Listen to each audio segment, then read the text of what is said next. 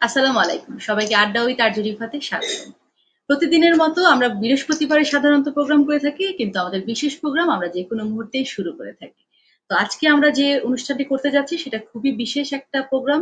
সেজন্য আমি চাইবো যারা আরজে রিফার ফেসবুক পেজ ফলো করছেন এবং যাদের কাছে আমরা আজকে এখন এই মুহূর্তে পৌঁছে গিয়েছি, সবাই আমাদের পেজটা বেশি করে লাইক এবং কমেন্টস দিয়ে এবং ফলো করে আমাদের সাথে থাকবেন এবং আমাদের যে আরজে রিফার ইউটিউব চ্যানেল আছে সেটা সাবস্ক্রাইব করে দিবেন। আর আজকে আমরা যে বিষয়টা নিয়ে কথা বলবো সেটা হচ্ছে, আমরা সবাই কম বেশি জানি শিক্ষা জাতির মেরুদণ্ড। তাহলে এই মেরুদণ্ড কারা তৈরি করেন? শিক্ষকরাই। তো এই শিক্ষকরাই যেহেতু মেরুদণ্ড তৈরি করেন, সেজন্য আজকে আমরা যে বিষয়টা নিয়ে আলোচনা করব সেটা হচ্ছে শিক্ষকতায় লেজুর ভিত্তিক প্রবণতা।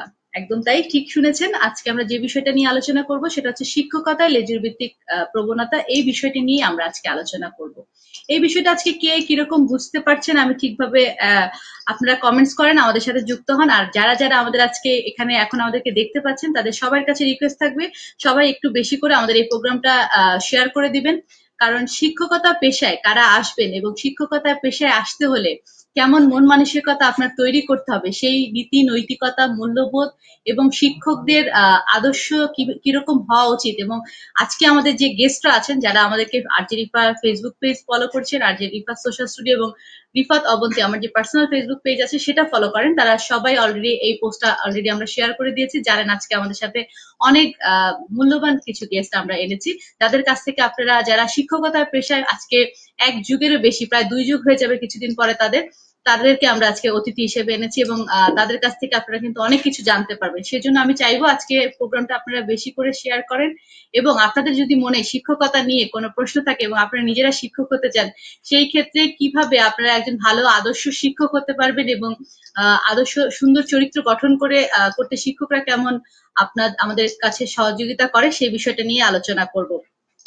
যারা অনলাইন পত্রিকা পড়েন তারা নিশ্চয়ই কালকে সময়ের আলো পত্রিকায় দেখতে পেয়েছেন একটি প্রতিবেদন, যেটা আমাদের ডক্টর মোহাম্মদ আলী ওয়াক্কাস লিখেছেন। তিনি শাহজালাল বিজ্ঞান ও প্রযুক্তি বিশ্ববিদ্যালয়ে সমাজকর্ম বিভাগে আছেন। তিনি লিখেছেন যে শিক্ষক জাতির মেরুদণ্ড, এই লেখাটা এই শিক্ষকতায় লেজুর ভিত্তিক প্রবণতা, এই বিষয়টি নিয়ে তিনি লিখেছেন। যেহেতু আজকে তার লেখাতেই আমরা তার অনেকজনকেই আমরা পার্সোনালি নক করেছিলাম, যারা খুব সাহসিকতার সাথে সাদাকে সাদা এবং কালোকে কালো করতে পারেন, এমন 3 জনকেই আমি দেখেছি আজকে গেস্ট হিসেবে। তারাই আজকে আলোচনা করবেন এই বিষয়গুলো নিয়ে।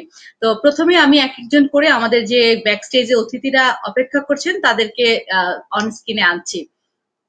আমরা প্রথমে আমাদের স্ক্রিনে নিয়ে আসবো ডক্টর মোহাম্মদ আলী ওয়াক্কাস, অধ্যাপক, সমাজকর্ম বিভাগ, শাহজালাল বিজ্ঞান ও প্রযুক্তি বিশ্ববিদ্যালয়।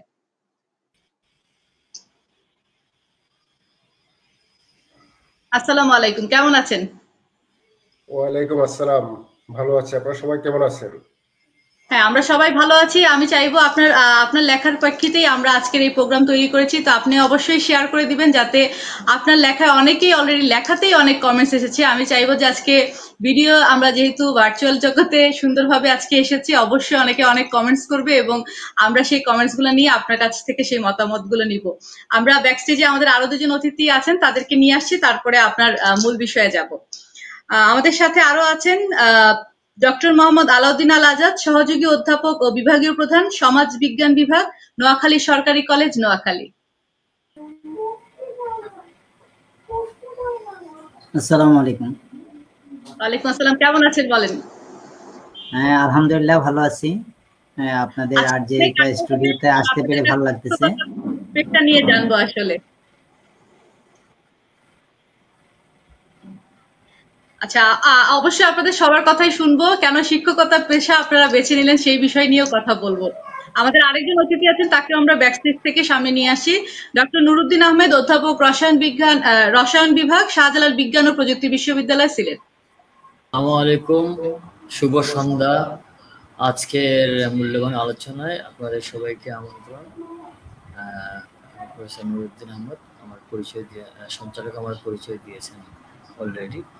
তো ঠিক আছে, আপনারা আমন্ত্রিত আজকের আলোচনায়। শোনা যাচ্ছে? হ্যাঁ, শোনা যাচ্ছে। আচ্ছা, আজকে যে বিষয়টা নিয়ে আমরা আলোচনা করবো সেটা হচ্ছে শিক্ষকতায় লেজুর ভিত্তিক প্রবণতা।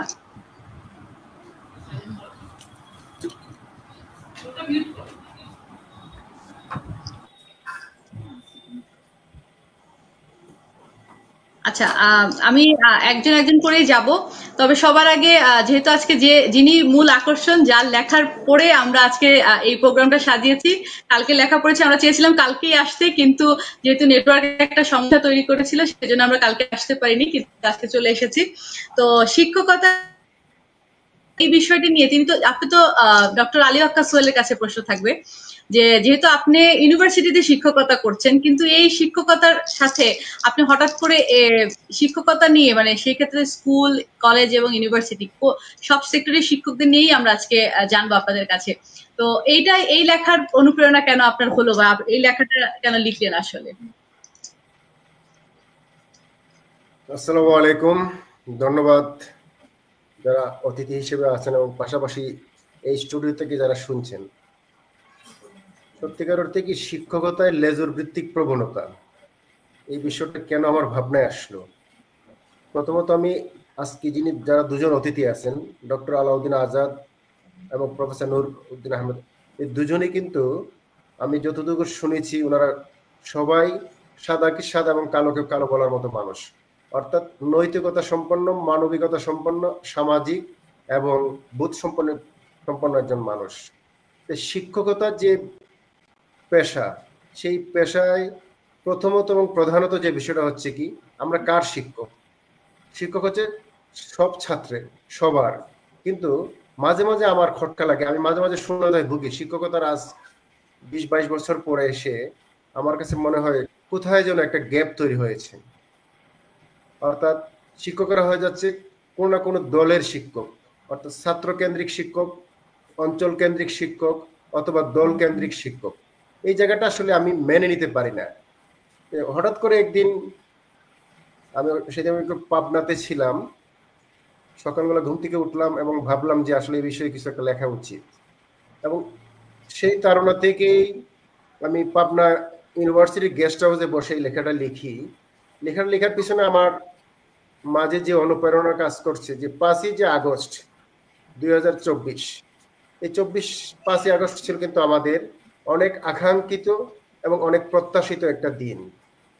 যেই কারণে 5 আগস্ট আসলো, 5 আগস্ট আসার পিছনে কিন্তু আমাদের অনেক হতাশা ছিল, আমাদের মাঝে না পাওয়ার অনেক আকুতি ছিল, আমাদের বাক স্বাধীনতার ক্ষতিগ্রস্ত ছিল, বিভিন্ন ভাবেই কিন্তু আমরা জিম্মি ছিলাম।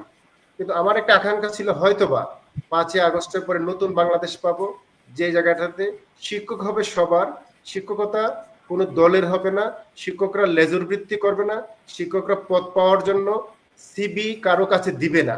অর্থাৎ আমি যদি একটু উদাহরণ হিসেবে বলতে চাই, যে কোন একটা বিশ্ববিদ্যালয়ের ভাইস চ্যান্সেলর অথবা প্রোভাইস চ্যান্সেলর অথবা ট্রেজারার যিনি নিয়োগ হবেন, এই নিয়োগটার ক্ষেত্রে ছাত্র সিবি নিয়ে ঢাকাতে দৌড়দৌড়ি করবে, সেই বিষয়টা কিন্তু আমরা চাই নাই। কিন্তু আমরা কি দেখলাম? আমরা আমাদের যে দেখার ক্ষেত্রে যে একটা গলদও বলতে পারেন, অথবা আমরা ভুলও দেখতে পারি, যে এই সমস্ত অনেকটা তদবির, দলীয়, এই সমস্ত বিষয় কিন্তু প্রাধান্য পায়। যদিও প্রথম দিকে বেশ কিছু উপাচার্যের সিবি আমরা 36 পৃষ্ঠা 38 পৃষ্ঠার অনেক বড় বড় ভলিউম দেখলাম, অনেক একাডেমিশিয়ান, অনেক একাডেমিয়ার মানুষজন এই পদে আসছেন, কিন্তু পরক্ষণে কিন্তু আস্তে আস্তে যে বিশ্ববিদ্যালয়তে অনেক শেষ পর্যন্ত দেখা যাচ্ছে কি, অনেকগুলো বিশ্ববিদ্যালয়ে লেজর ভিত্তিক দলীয় সাথে যারা জড়িত, তারাই কিন্তু বিভিন্ন পদ পদবিতে আসছে। 5 আগস্টের পরে বাংলাদেশ হবে সবার, বাংলাদেশ হবে সাম্যের, যেখানে কোনো ডিসক্রিমিনেশন থাকবে না, যেখানে কোনো বৈষম্য থাকবে না। কিন্তু আমরা আসি দেখলাম কি, সারা বাংলাদেশ সব জায়গায় যতগুলো ইউনিভার্সিটি, যতগুলো পদ পদবি আছে, সবগুলোতে কিন্তু স্বীয় দলের, অর্থাৎ যিনি প্রভিসি, যিনি ভাইস চ্যান্সেলর অথবা যিনি ট্রেজারার, সবাই চায় যে তার দলের মানুষ, তার গ্রুপের মানুষ এই পদগুলোতে আসুক। এটা তো আসলে 2000-এর উপরের ছাত্রের রক্তের কিন্তু প্রতি অবিচার। অনেকটা হাস্যকর বিষয় যে এতগুলো ছাত্র মারা গেল, যেখানটায় অনেক শিশু মারা গেল, যেখানটায় অনেক বৃদ্ধ মানুষ মারা গেল, সেই বাংলাদেশে তো আমরা এটা দেখতে চাই নাই। সেই তারা আমাকে কাজ করছে যে আসলে আমরা শিক্ষকরা কি সঠিক পথে হাঁটছি? কারণ শিক্ষকরা হচ্ছে আধ্যাত্মিক লিডার, শিক্ষকরা হচ্ছে আধ্যাত্মিক মানুষ। শিক্ষকরা যদি সঠিক পথে পরিচালিত হয়, তাহলে দেশ সঠিক পথে পরিচালিত হবে। শিক্ষকরা যদি সঠিক পথ থেকে বিচ্যুত হয়, তাহলে কিন্তু দেশ কিন্তু বিচ্যুত হবে।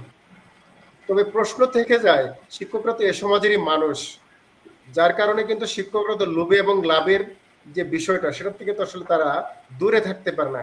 এই যে বিভিন্ন বিষয় এর আকুতি, পাশাপাশি আকাঙ্ক্ষা, এই সমস্ত বিষয় মূলত লেজুর ভিত্তিক যে প্রবণতা, এটা আসলে আমি মনে করেছিলাম যে 5ই আগস্টের পরে হয়তো জাদুঘরে চলে গিয়েছে, কিন্তু আমি দেখতে পাচ্ছি যে জাদুঘরে যায় নাই, বরং নতুন রূপে আরো অনেক জাদুঘরের চেয়ে বেশি, অর্থাৎ নতুন নতুন উইং তৈরি হচ্ছে, বিভিন্ন ভাবে কিন্তু উইং তৈরি হচ্ছে, যেখানটায় আমার কাজে কষ্ট লাগে। একজন শিক্ষক হিসেবে আসলে আমরা চাই সবার শিক্ষক হতে। একজন শিক্ষকের পরিচয় হবে শিক্ষক, কিন্তু বর্তমানে শিক্ষকের পরিচয় হচ্ছে দল। দল আগে না, আসল পরিচয় হচ্ছে শিক্ষক। আমরা সেই জায়গায় থাকতে চাই। সেই তাড়না থেকে মূলত আমার এই লেখার চিন্তা ভাবনা আর কি। অসাধারণ একটা লেখা লিখেছেন, যেটা যেহেতু আমরা সবাই এখানে 4 জনই আছি, সবাই শিক্ষকতা পেশায় আছি, এর জন্যই এই প্রোগ্রামটা করা, যে শিক্ষকতা পেশা আসলে কে কেমন ভাবে দেখছে। যে আপনি একটা সুন্দর কথা বলেছেন যে 24শে জুলাই আমরা যদি জুলাইয়ের মানে 24শে জুলাইয়ের কথা ধরি, তাহলে শিক্ষকতা পেশা বা বৈষম্য বিরোধী আন্দোলন যেটা হয়েছে, সেখানে এরপরে আসলে বৈষম্য হওয়ার কথা ছিল না, কিন্তু তারপরে আমরা বিভিন্ন বৈষম্য আসলে দেখতে পাচ্ছি। যে কোনো পেশাতেই কিন্তু আসলে বৈষম্য হচ্ছে, বা শিক্ষকতায় এসে শিক্ষক একজন ছাত্রছাত্রীকে, আমি মানসিক স্বাস্থ্য নিয়ে যখন কাজ করছিলাম, একজন সাইকিয়াট্রিস্টের কাছে যখন আমরা কাউন্সিলিং সেশনে বসেছিলাম, তখন একটা ছাত্র এসেছিল যে সে এখন নিজে বিসিএস ক্যাডার, কিন্তু সে তার শিক্ষকের কাছ থেকে এত বেশি মানসিক চাপ পেয়েছে যে সে সুইসাইড করার মতো একটা ডিসিশন তখন নিয়েছিল, সে যখন অনার্স মাস্টার্সে পড়ে। তার মানে এখানেও কিন্তু শিক্ষকদেরও কিন্তু অনেক সময় আমাদের নানা রকম প্রশ্নের কিন্তু সম্মুখীন হই, কারণ শিক্ষকদেরও কিন্তু আমাদের কিছু জায়গায় অভিভাবকের যে একটা অবদান বা অভিভাবক মনোভাব নিয়ে, বা আমরা যদি প্রাইমারি স্কুল ধরি, সেই ক্ষেত্রে কিন্তু মাদারলি আচরণ যাদের মধ্যে আছে, মাতৃত্বের স্বাদ আমরা যেরকম মায়ের কাছে সবকিছু বলতে পারি, সেরকমই জায়গায় কিন্তু শিক্ষক হওয়ার কথা ছিল। সোহেল সাহেবের কাছে আবারও আসবো, এর আগে আমি চলে যাচ্ছি একটু আলাউদ্দিন আল আজাদ ভাইয়ের কাছে, যে আপনার কাছ থেকে জানবো যে আপনি কেন শিক্ষকতা পেশায় আসলে আসলেন। ধন্যবাদ আপা, ধন্যবাদ আরজে রিপা স্টুডিওর দর্শক যারা শুনছেন এবং পরে শুনবেন, এবং সহ-আলোচক বিন্দু, সবাইকে ধন্যবাদ। আসলে শিক্ষকতা পেশায় আসার যে ব্রত, সেটা আমার বাবা শিক্ষক ছিলেন, এটা আমার পারিবারিক প্রভাব আমার উপরে অবশ্যই আছে।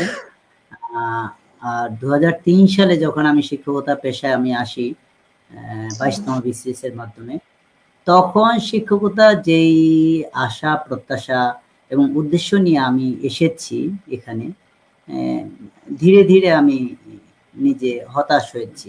22 বছরের শিক্ষকতা জীবনে আমি যেটা দেখেছি, যে শিক্ষক যা হওয়ার কথা, তার নিজস্ব ব্যক্তিত্ব বোধ, নিজস্ব সদাচার, নিজস্ব নৈতিকতা, এর প্রভাব দিয়ে সে ছাত্রকে প্রভাবিত করবে এবং সমাজকে আলোকিত করবে। এইটা না হয়ে পর্যায়ক্রমে যেটা দেখছি সোসাইটিতে, যেটা হওয়ার কথা ছিল না, যে আমাদের শাহজালাল বিজ্ঞান ও প্রযুক্তি বিশ্ববিদ্যালয়ের প্রফেসর মোহাম্মদ আলী ওয়াক্কাস সাহেব যে লেখাটি লিখেছেন, অত্যন্ত বাস্তবধর্মী এবং সময় উপযোগী লেখা, যে এটা শুধু আমি গভর্নমেন্ট কলেজে আছি, শুধু আমার বিষয় না, এটা প্রাইভেট বিশ্ববিদ্যালয় থেকে শুরু করে সর্বত্র, এটা গ্রাসরুট লেভেল থেকে টপ পর্যন্ত সবাই এখন লেজুর ভিত্তিতে জড়িত, যে কোনো একটা বিষয়, কোনো একটা পদ পদবি, কিছু একটা অর্জন, সেটা তার মেধার ভিত্তিতে নয়। এখন বিষয়টি এমন দাঁড়িয়েছে যে আমি যাকে ধরে আমার কাজটি উদ্ধার করা যায়, আমি তাকেই ধরবো। তাহলে এই শিক্ষা আসলে সোসাইটিকে কি দিবে? আমার প্রশ্ন হলো সেটা। আমি আমার জ্ঞান দিয়ে যদি আমার সমাজকে আলোকিত করতে না পারি, আমার ছাত্ররা যদি আলোকিত না হয়, তারা যদি আমাকে আদর্শ হিসাবে ধারণ করতে না পারে, তাহলে আমি শিক্ষক হয়ে আমার যে শিক্ষক সুলভ মর্যাদা, যেটা আমি সোসাইটি থেকে প্রত্যাশা করি, এটা আমি মনে করি না যে এটা আমার প্রত্যাশা করার অধিকার আছে। কারণ আমি আমার অর্জনের জন্য আমি কোথায় প্রিন্সিপাল হব, আমাদের সরকারি কলেজে আমি দেখেছি যে আমার এই 22 বছরের শিক্ষকতা জীবনে যারাই প্রিন্সিপাল হচ্ছেন, যারাই ভাইস প্রিন্সিপাল হচ্ছেন, যারাই পদ পদবি অর্জন করতেছেন, ওনারা স্থানীয় রাজনীতিবিদদের, এমপি মন্ত্রীদের ডিও লেটার ছাড়া ওনারা প্রিন্সিপাল ভাইস প্রিন্সিপাল হতে পারছেন না, এবং সে কারণে ওনারা ওই কাজটিই করেন। এর মধ্যে গুটি কয়েক মর্যাদা সম্পন্ন, ব্যক্তিত্ব সম্পন্ন বেশ কিছু শিক্ষক রয়েছেন, ওনারা এই কাজটি করেন না, তাই বলে ওনারা এই মর্যাদা সম্পন্ন দায়িত্বশীল পদে কলেজের প্রিন্সিপাল ভাইস প্রিন্সিপাল হতে পারছেন। একই ক্ষেত্রে আমরা বিশ্ববিদ্যালয়ের ক্ষেত্রে দেখি ভিসি প্রভিসি ক্ষেত্রে বা দায়িত্বশীল যে পদগুলো, যেটা অনেক কন্ট্রিবিউশন করার সুযোগ ছিল মেধাবীরা, সেই জিনিসগুলো দেশে করতে পারছেন। এর ফলাফলটা কি হচ্ছে, আমাদের দেশ থেকে যে ব্রেন ড্রেন, এটাদের যে ছেলেপেলেরা স্টুডেন্টরা চলে যাচ্ছে সেটা না, মেধাবী শিক্ষক আছে যারা, দেখা যাচ্ছে যে ঢাকা ইউনিভার্সিটির আমার পরিচিত একজন, নাম বলছি না এখন, একজন শিক্ষক, উনি জাস্ট একটা গায়ে ট্যাগ লাগিয়ে ওনাকে দীর্ঘ সময় সহকারী অধ্যাপক হিসাবে রাখা হয়েছে ঢাকা ইউনিভার্সিটিতে একটা সাবজেক্টে। অথচ ওনার সাথে যারা ছিলেন অনেকে এই বঞ্চনার শিকার হয়ে ওনারা দেশের বাইরে চলে গেছেন, দেশের বাইরে বিশ্ববিদ্যালয়ে অধ্যাপনা করছেন। তাহলে শিক্ষকতা আর দুইটা বিষয় আছে, একটা হচ্ছে নিজে থেকে আমি পদলেহন করছি এবং লেজুর ভিত্তিক করছি, আরেকটা হচ্ছে আমি বাধ্য হচ্ছি। এই সোসাইটিতে আমলাতান্ত্রিক সমাজ ব্যবস্থা, আমার যেটা স্বাভাবিক প্রাপ্তি ছিল শিক্ষক হিসাবে, শিক্ষকের যে স্বাভাবিক প্রাপ্তি ছিল সে সেটা পাচ্ছে না।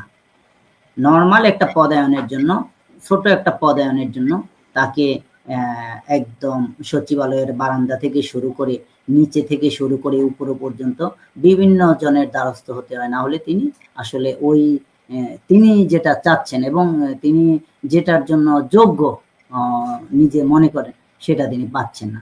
বাস্তবতা ছিল এমন, হওয়া উচিত ছিল এমন, যার যেটা প্রাপ্য সে সেটা পাবে। এটাই 5ই আগস্ট যেটা হলো দেশে একটা বিপ্লব হয়ে গেল, এবং স্যার বললেন, আলী ওয়াক্কার স্যার, যে প্রত্যাশাটা যেমন ছিল যে আমাদের এই বিষয়গুলো জাদুঘরে চলে যাবে বা চলে গেছে, এখন হচ্ছে মানুষ তার, আমরা সোশ্যালজিতে আমরা বলি যে সার্ভাইভাল অফ দ্য ফিটেস্ট, যোগ্যতমের সর্বোচ্চ স্থান, যে যোগ্যতা সম্পন্ন লোক তার মেধার ভিত্তিতে, তার কাজের ভিত্তিতে,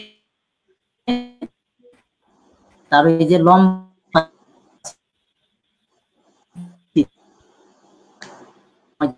কাজ করেছেন তার অভিজ্ঞতার ছিলাম, আসলে কি হলো সেটা হচ্ছে না। সেই ছাত্রের কাছে আমরা স্যারের লেখা আমরা যেটা দেখেছি, আসলে বাস্তবতা হচ্ছে এটা, সোসাইটিতে এটাই এখন ফ্যাক্ট আমরা দেখতেছি, যে গুরু শিষ্যের কাছে তার সিবি দিচ্ছে যে আমার যেন ভালো একটা পদে আনা, হ্যাঁ আমি যেন ভিসি হতে পারি, আমি যেন প্রভিসি হতে পারি, আমার শিক্ষক, আমি যার অধীনে আমি পিএইচডি করেছি, অত্যন্ত সম্মানজনক মানে এবং জ্ঞানী, লার্নেড, এক্সপিরিয়েন্স একজন স্যার, তার অধীনে যারা পিএইচডি করেছেন তার ফেলোরা ভালো ভালো পদে, ভালো ভালো বিশ্ববিদ্যালয়ে দেখেছি প্রভিসি হয়েছে। আমার স্বল্প জ্ঞানে আমি যেটা বুঝি যে আসলে স্যার অনেক বড় জায়গা যাওয়ার কথা ছিল, কিন্তু উনি লেজুর ভিত্তি করে নাই, উনি যেতে পারে না। এখন সোসাইটির হচ্ছে বর্তমান দৃশ্যমান অবস্থা এটা, এটা দেখে আমরা হতাশ হচ্ছি। আচ্ছা, আমরা আবারও আপনার কাছে ফিরে আসবো, ডক্টর মোহাম্মদ আলাউদ্দিন আল আজাদ। আমাদের আরেকজন অতিথি অনেকক্ষণ ধরে বসে আছেন, ওনার কাছ থেকে আমরা শুনবো তিনি কেন শিক্ষকতা পেশায় আসলেন এবং সাদাকে সাদা এবং কালোকে কালো বলার সাহসটা দেখানোতে। কারণ আজকের এই প্রোগ্রাম করার আগে আমি অনেকজনকেই নক করেছিলাম যে আসার জন্য, সৎসাহস ভাবে লাইভে এসে কথা বলার মতো মানুষ আপনাদের তিনজনকেই খুব সহজে আমি ওয়েলকামলি পেয়েছি।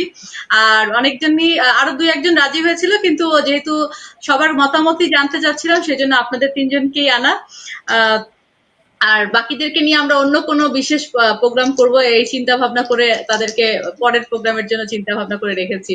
আর যারা আসেননি, যাদের সৎসাহস দেখাতে পারেননি, তাদের জন্য বলবো আজকের প্রোগ্রামটা দেখেন এবং বেশি করে লাইক কমেন্টস দেন। আপনারা কমেন্টস এর মাধ্যমে অ্যাটলিস্ট যুক্ত হন, যেহেতু ক্যামেরার সামনে এসে আপনাদের কথা বলার সাহস নেই। সো একটু চেষ্টা করেন যাতে কাগজে কলমে বা এই যে ফেসবুকের সোশ্যাল মিডিয়াতে, আমাদের সোহেল সাহেব কিন্তু লিখেছেন বলে আজকে আমরা এই প্রোগ্রামটা করার সাহস পেয়েছি।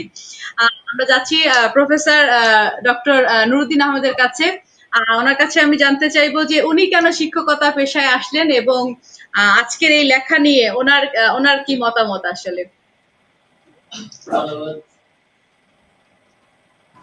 ধন্যবাদ সঞ্চালক রিফাকে এমন একটি কৌতূহল উদ্দীপক প্রশ্ন করার জন্য।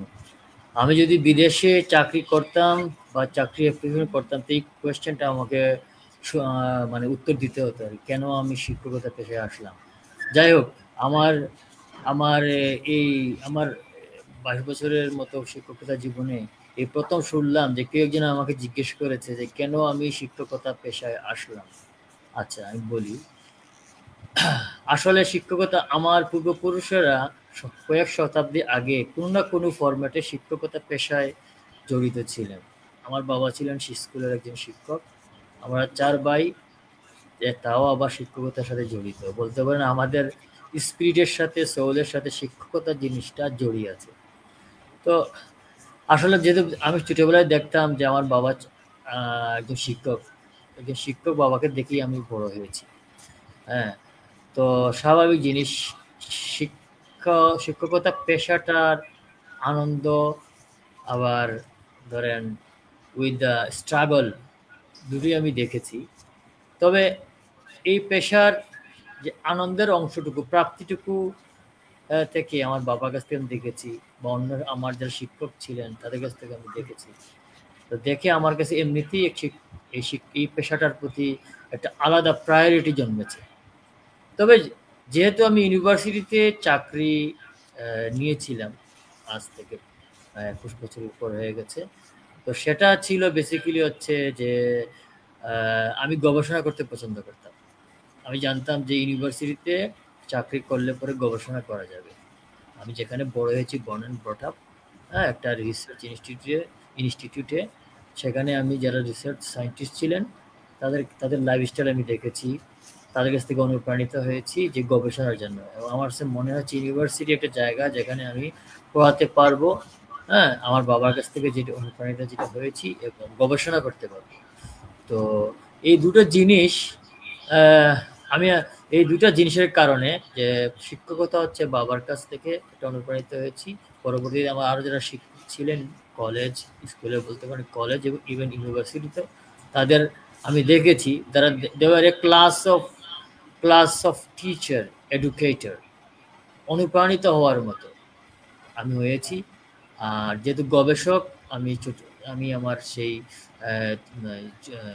তরুণ বয়সে, মানে কৈশোরের বয়সে আমি দেখেছি যে লাইফস্টাইল অফ এন সায়েন্টিস্ট দেখেছি, আমি ভালো লেগেছে।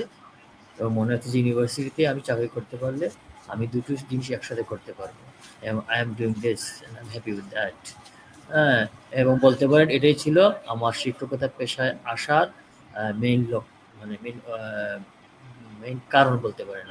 আশা করি আমি আপনাকে বুঝাতে পেরেছি।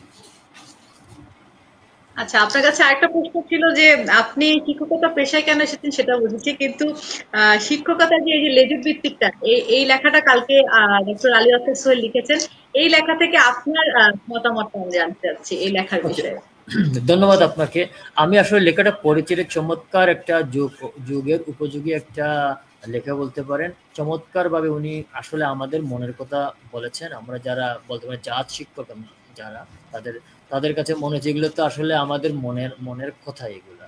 হ্যাঁ, তো আমরা যেভাবে আশা করি, আমরা যেভাবে স্বপ্ন দেখতাম, আমরা যেভাবে দেখে এসেছি যে শিক্ষকতা কি জিনিস, হ্যাঁ, তো সেইভাবে আমরা আসলে পাইনি। আমাদের শিক্ষকতা জীবনে দিনকে দিন আমরা সেভাবে সেই জিনিসগুলো আর পাচ্ছি না। শিক্ষকতা জীবনে যে বললাম, যেমন আনন্দ আছে, প্রাপ্তি আছে, অন্য কোনো পেশায় নেই। হ্যাঁ, শিক্ষকতা এমন একটা পেশা যেখানে শুধু আপনি পার্থিব জিনিস চাইলেই হবে না, আপনার সেখানে আত্মত্যাগ থাকতে হবে, এবং সেখানে আপনাকে হতে হবে সৎ সাহসী। সৎ সাহস ছাড়া আপনি সত্য কথা বলতে পারবেন না। আপনি আপনার ছাত্রদেরকে সত্য বলতে হবে, সত্য কথা শেখাতে হবে। তো সেই ক্ষেত্রে এই সত্য কথা বলন, এটা তো আপনার নিজের ভিতরে আয়ত্তে আনতে হবে।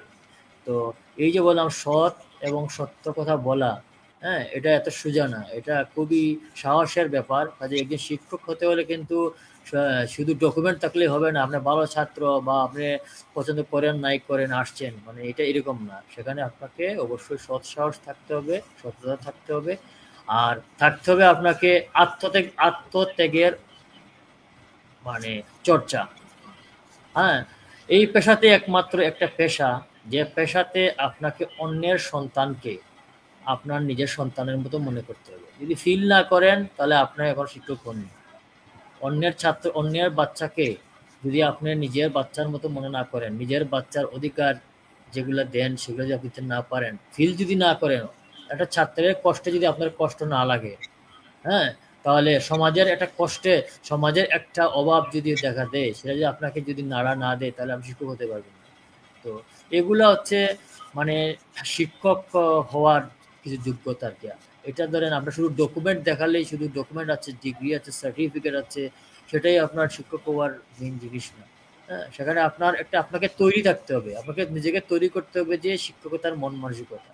এই যে বললাম সততা, হ্যাঁ, সততা, সৎ, সাহস এবং যেমন মানুষের জন্য কিছু করা, হ্যাঁ, আপনার সোলকে, আপনার আত্মাকে, হ্যাঁ, মানে বিলিয়ে দেওয়া। হ্যাঁ, এই যে ছাত্র বলি আমরা, হ্যাঁ, কাকে বিলিয়ে দিব? আমার ছাত্রদের। হ্যাঁ, আমরা যেমন আমাদের সন্তানদেরকে আমরা ভালোবাসি, আমরা ভালো জিনিস চাই, ঠিক এইভাবে আপনাকে সেভাবে চাইতে হবে। এইটা একমাত্র শিক্ষকতা পেশাতেই আছে। মানুষের জন্য কিছু করা, পৃথিবী শুধু মানুষের জন্য। হ্যাঁ, সেটা শুধু আমার সমাজ, আমার এলাকার নয়, আমার দেশ নয়, আমার সমগ্র বিশ্বের মানুষের জন্য কিছু করার, হ্যাঁ, করার মতো সাহস কেবল এবং ইচ্ছা কেবল একজন শিক্ষকেরই থাকে। তো এই বৈশিষ্ট্যগুলো থাকতে হবে শিক্ষকতা পেশায় আসার আগে আর কি। কেবল সার্টিফিকেট আর কিছু যোগ্যতা নিয়ে আসলেই হবে না। হ্যাঁ, তো আমি আশা করি আপনাকে বুঝাতে পেরেছি, আপনার উত্তর পেয়েছেন। হ্যাঁ, অনেক ধন্যবাদ আপনার উত্তরের জন্য। আমরা কয়েকটা পয়েন্ট আউট করছি, আমি এই বিষয়গুলো নিয়ে প্রশ্নগুলো থাকবে পরে ডক্টর আলী ওয়াক্কার সোহেল সাহেবের কাছে। আমাদের সাথে অনেকেই ফেসবুকে যুক্ত হয়েছেন, আপনাদের সবাইকে অনেক ধন্যবাদ, আপনারা বেশি করে আমাদের সাথে যুক্ত হন। এবং যেহেতু আজকে যে লিখেছেন টপিকটি, তিনি আমাদের সাথে আছেন, তো আপনারা কিন্তু 3 জন শিক্ষককে একসাথে পাচ্ছেন, একজন বিসিএস ক্যাডারের শিক্ষকও আমাদের সাথে আছেন। তো আপনাদের যদি কোনো কোয়েশ্চেন থাকে, সেই ক্ষেত্রে কিন্তু আমাদেরকে কোয়েশ্চেন করতে পারছেন খুব সহজে। আপনাদের মনে যে কোনো প্রশ্ন থাকলেই শিক্ষক হওয়ার জন্য অবশ্যই আমাদেরকে করতে পারেন। আমাদের সাথে যুক্ত হয়েছেন জুয়েল রানা, সোহেল রানা, তারপরে যুক্ত হয়েছেন ইমরান, তাহমিনা ইসলাম এবং তামান্না তাসকিনও দেখছেন আমাদেরকে, এবং তাহমিনা আপা অলরেডি একটা কমেন্ট তো করেছেন আমাদেরকে, বিষয় দেখে বসেছি প্রোগ্রাম দেখে। অনেক ধন্যবাদ আপনাদেরকে, আপনারা দেখতে বসেছেন। সামাদ চৌধুরী লিখেছেন জুলাই বিপ্লব এবং অভ্যুত্থান পরবর্তী আমাদের আচরণ কি আকাঙ্ক্ষা ধারণ করতে পারছে, এটা লিখেছেন। আরো অনেক অনেক কমেন্টস আমাদের, আমরা এই কমেন্টস গুলো আর এগুলো নিয়ে পরে আলোচনা করবো। আর আমাদের সাথে আরো যুক্ত হয়েছেন ফারহান ইসলাম মিলি। ধন্যবাদ সবাইকে, আপনারা এইভাবে যুক্ত হতে থাকেন এবং আমাদের প্রোগ্রামটা বেশি করে শেয়ার করে দেন।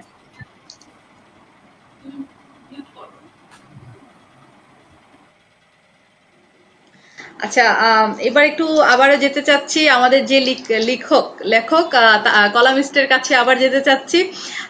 যেহেতু আপনি যখন এই লেখাটা, যেহেতু আমরা অনলাইন পত্রিকার মাধ্যমে পেয়েছি, তো এই লেখাটাতে অনেক ধরনের কমেন্ট এসেছে। আমি জানি, আমার বিশ্বাস আপনি ওই কমেন্টস গুলো পড়েছেন। তো সেই কমেন্টস গুলো থেকে কিছু সাহসী কমেন্টস একটু নিচ্ছি। যেমন আমাদের অলরেডি এখানে আমাদের প্রোগ্রাম দেখছেন হচ্ছেন তাহমিনা ইসলাম, তার কমেন্টসটা পড়ার পর থেকে আমার মনে হচ্ছিল তিনি যদি দেখেন আমাদের প্রোগ্রাম, অবশ্যই সেই কমেন্টসটা পড়বো এবং আপনার কাছ থেকে এটার মতামত জানতে চাইবো সরাসরি লাইভে। তিনি লিখেছেন, সবার শিক্ষক হওয়া উচিত নয়, এই কথাটির সাথে শতভাগ সহমত। আর যাদের পলিটিক্স করার ইচ্ছা, তাদের উচিত জাতীয় দলগুলোতে সরাসরি যুক্ত হওয়া।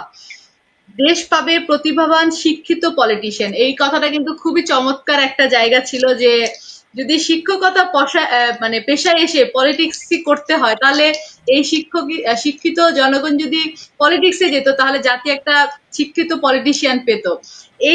এই জায়গাটা একটু ধরতে চাচ্ছিলাম, যে এই জায়গাটা আপনার মতামতটা কি আসলে?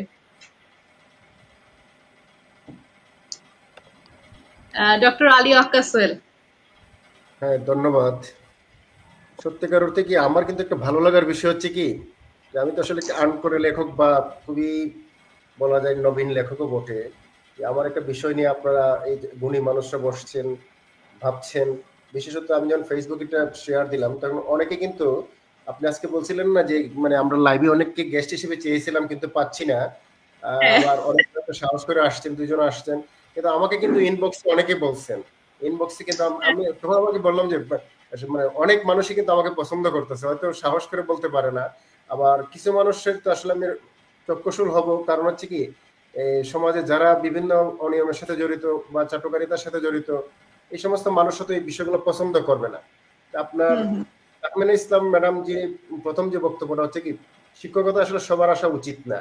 আর শিক্ষিতরা পলিটিক্সে যাওয়া উচিত। আর এই শিক্ষকরা যদি মানে শিক্ষকতা না আসে পলিটিক্সে যেতেন, যেহেতু অনেকেরই পলিটিক্স করার তো আগ্রহ আছে, সেখানটা হয়তো অনেক বেশি ভালো করতেন।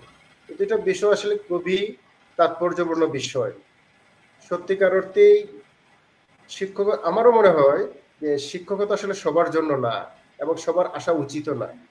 যাদের লোভ আছে, যাদের সাময়িক তৃপ্তির আকাঙ্ক্ষা আছে, যাদের দুনিয়াবি চাহিদা আছে, দুনিয়াতে কিন্তু বেঁচে থাকার কিন্তু অনেক চাহিদা আছে, এমন অনেক কাজ আছে যে কাজের অত সাময়িক সুখ অনেক বেশি, সাময়িক প্রাপ্তি অনেক বেশি। বৈষয়িকভাবে আমরা ভাবতে পারি তার গাড়ি আছে, বাড়ি আছে, তার অনেক পাওয়ার প্রতিপত্তি আছে।